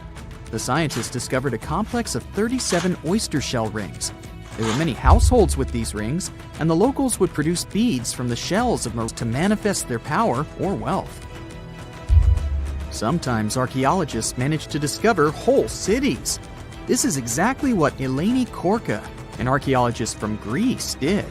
She found the lost city of Tania back in 2018. It wasn't a lucky coincidence. The whole search took as much as 34 years. By the way, Tania was even considered a mythical city. The city of Tania was a Trojan-founded city, and the ancient texts claimed it was incredibly wealthy. Well, seems like the texts were true. The archaeologists found around 200 coins on the site. Some jewelry was found there too. For instance, there was an iron ring with a seal. They also found a gold coin that was supposedly used to pay for a journey to the afterlife. Yeah, back then, people believed that it existed, and they needed to pay for a ticket to get there. The discovered clay, stones, and marble floors help us imagine what their dwellings looked like. And the archaeologists also found some vases there. One of the earliest examples of human-made art is located in the cave of Altamira in northern Spain. The paintings in a Paleolithic cave are so special because they're not monochrome, but have several colors combined. Still, these earliest masterpieces were hidden for a long time. They were only discovered in 1868, and today, this cave is a UNESCO World Heritage Site. Despite how old these paintings are, they're well preserved because they've been well isolated for all this time. Since the gallery was located deep in a cave, it was almost impossible for external climatic influences to ruin these prehistoric masterpieces. We are now in England, 2009. Meet Terry Herbert, a member of the Blockwitch Research and Metal Detecting Club. One day, He was casually inspecting plowed farmland in Staffordshire with a metal detector. I guess he must have wanted to find something special, but I bet he didn't expect to find what he actually stumbled upon. He discovered something that scientists later called the largest hoard of Anglo-Saxon gold and silver metalwork ever found. There's a list of items discovered, but if I start reading it to you, it's going to take me a really long time. To make a long story short, the archaeologists found 11 pounds of gold, 3 pounds of silver, and about 3,500 pieces of jewelry. No wonder this discovery is called the Staffordshire Hoard. The Birmingham Museum and the Art Gallery and Potteries Museum chipped in and bought the entire collection for over £3 million.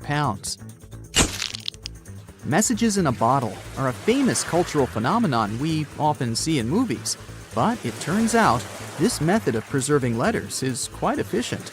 This is proven by the Dead Sea Scrolls. Back in the 1940s, Bedouin shepherds discovered 7 scrolls contained in clay jars in a cave. These scrolls were determined to be around 2,000 years old. But these manuscripts were only the beginning of a number of great discoveries.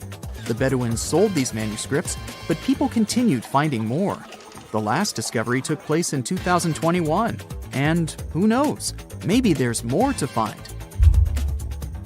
Another piece of art recently found in a cave was a painted shell.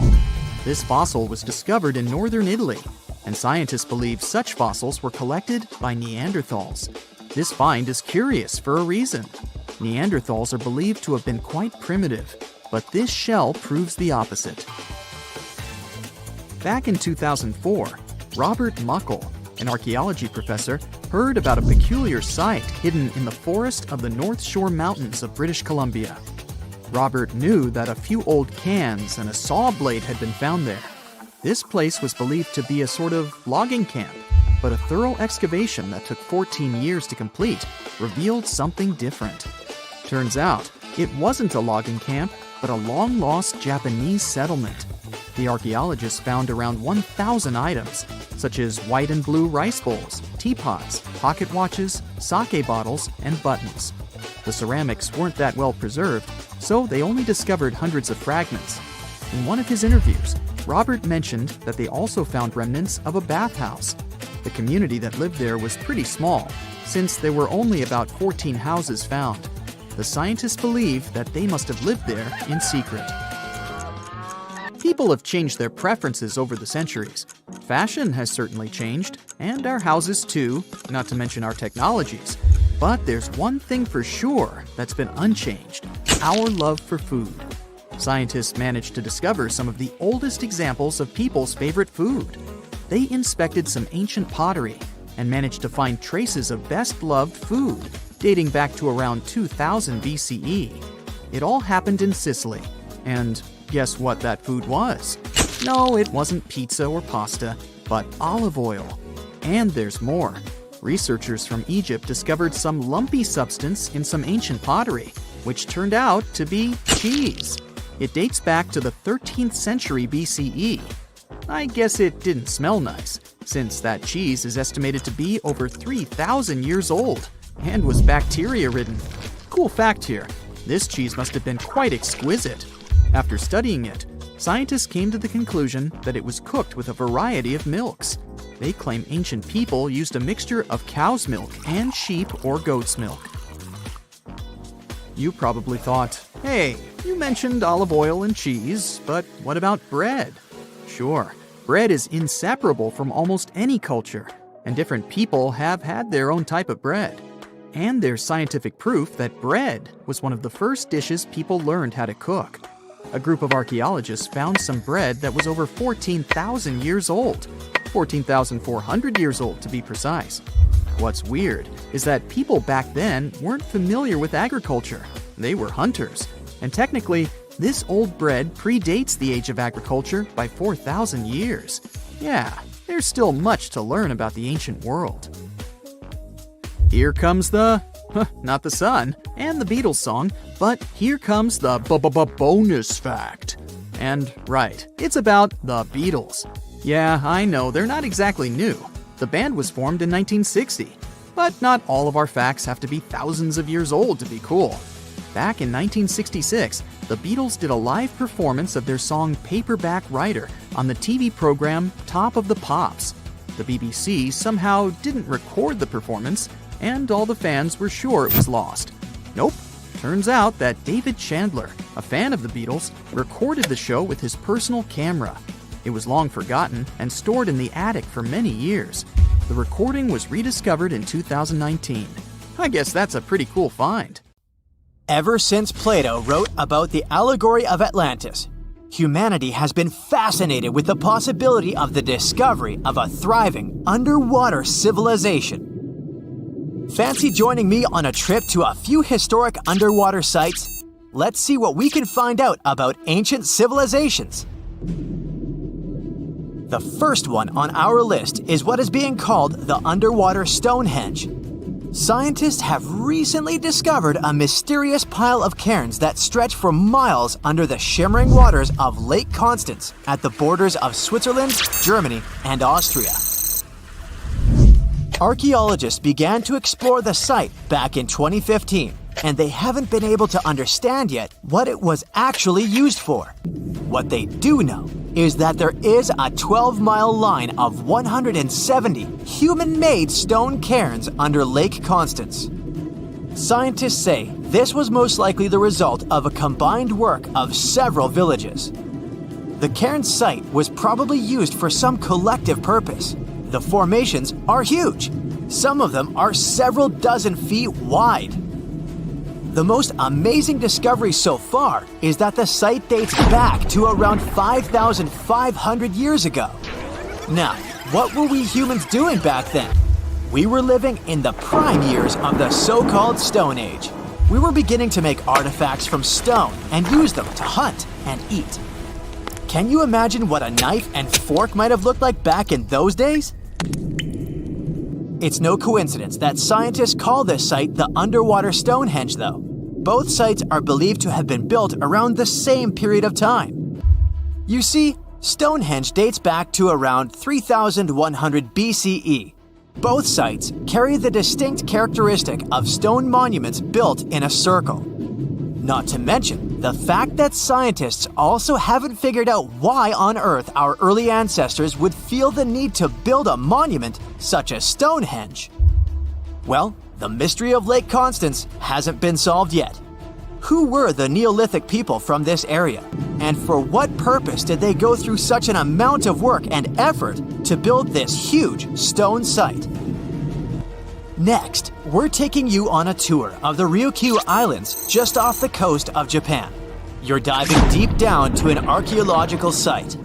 But I should warn you, the waters of the Pacific Ocean are far from smooth. It doesn't take long before you see a huge structure, thanks to the sunlight shining down on the seabed. At first, it looks like Machu Picchu's ruins located across the globe in Peru. As you approach the site, you slowly figure out its forms. A pyramid-shaped structure, arches, staircases. It's something that could have easily been a palace or a castle. Could this be a sign of human activity? What you've just seen is known today as the Yonaguni Monument. It also goes by the name of Japan's Atlantis. The entire monument is about the size of 5 soccer fields and the height of a 5-story building. Its most surprising feature is its expanse of terraces. Explorers and scientists believe that Yonaguni might be 10,000 years old. But whether it's a human-made structure or a natural formation is still under debate. For Japan's top marine geologist, Professor Masaki Kimura, Yonaguni is the heritage of a lost civilization. Kimura has dived to the bottom of the ocean to explore the ruins over 100 times over the past 10 years. According to him, there are clear signs of human activity down there. On the monument's surface, there is a triangle-shaped concave that is a historical symbol of water fountains in the region. There's also a giant turtle carved on the eastern side of the structure. And, according to Kimura, turtles have an important cultural meaning. Several pieces of stone tools have been recovered from the site. Their estimated age is around 10,000 years. However, not all scientists support this theory. For many, Yonaguni is the result of thousands of years of erosion. The fact that the monument is composed of one massive rock leads them to believe it's not human-made. The defined edges and flat surfaces resemble a natural formation in Northern Ireland, known as the Giant's Causeway. The basalt columns look like the ruins of a palace, but they're actually the result of volcanic activity in the region. Now, you're flying to the coast of Greece, 4 hours away from Athens. More specifically, you're in the Peloponnese Peninsula. You dust off an old snorkel and head for a free dive on a bright sunny day. Sometime into the dive, you start noticing patterns on a seabed. 13 feet below the surface, outlines of familiar objects start to appear, one by one. As you continue swimming, what looks like the outline of an entire city emerges in front of your eyes. Are you wondering how water could have taken the whole city? Rocks are perfectly aligned into what appears to be the foundation of a building. This is Pavlopetri, an ancient city you've probably heard about for the first time. It was discovered by Nicholas Fleming, a British oceanographer, when he was on vacation in Greece. He had heard rumors about Pavlopetri's existence and indeed found several artifacts on the seafloor. He went back to the area a year later with the team. They found a site filled with pots, storage vessels, and tools. A kernstone, for instance, is a tool used for grinding grains and turning them into flour.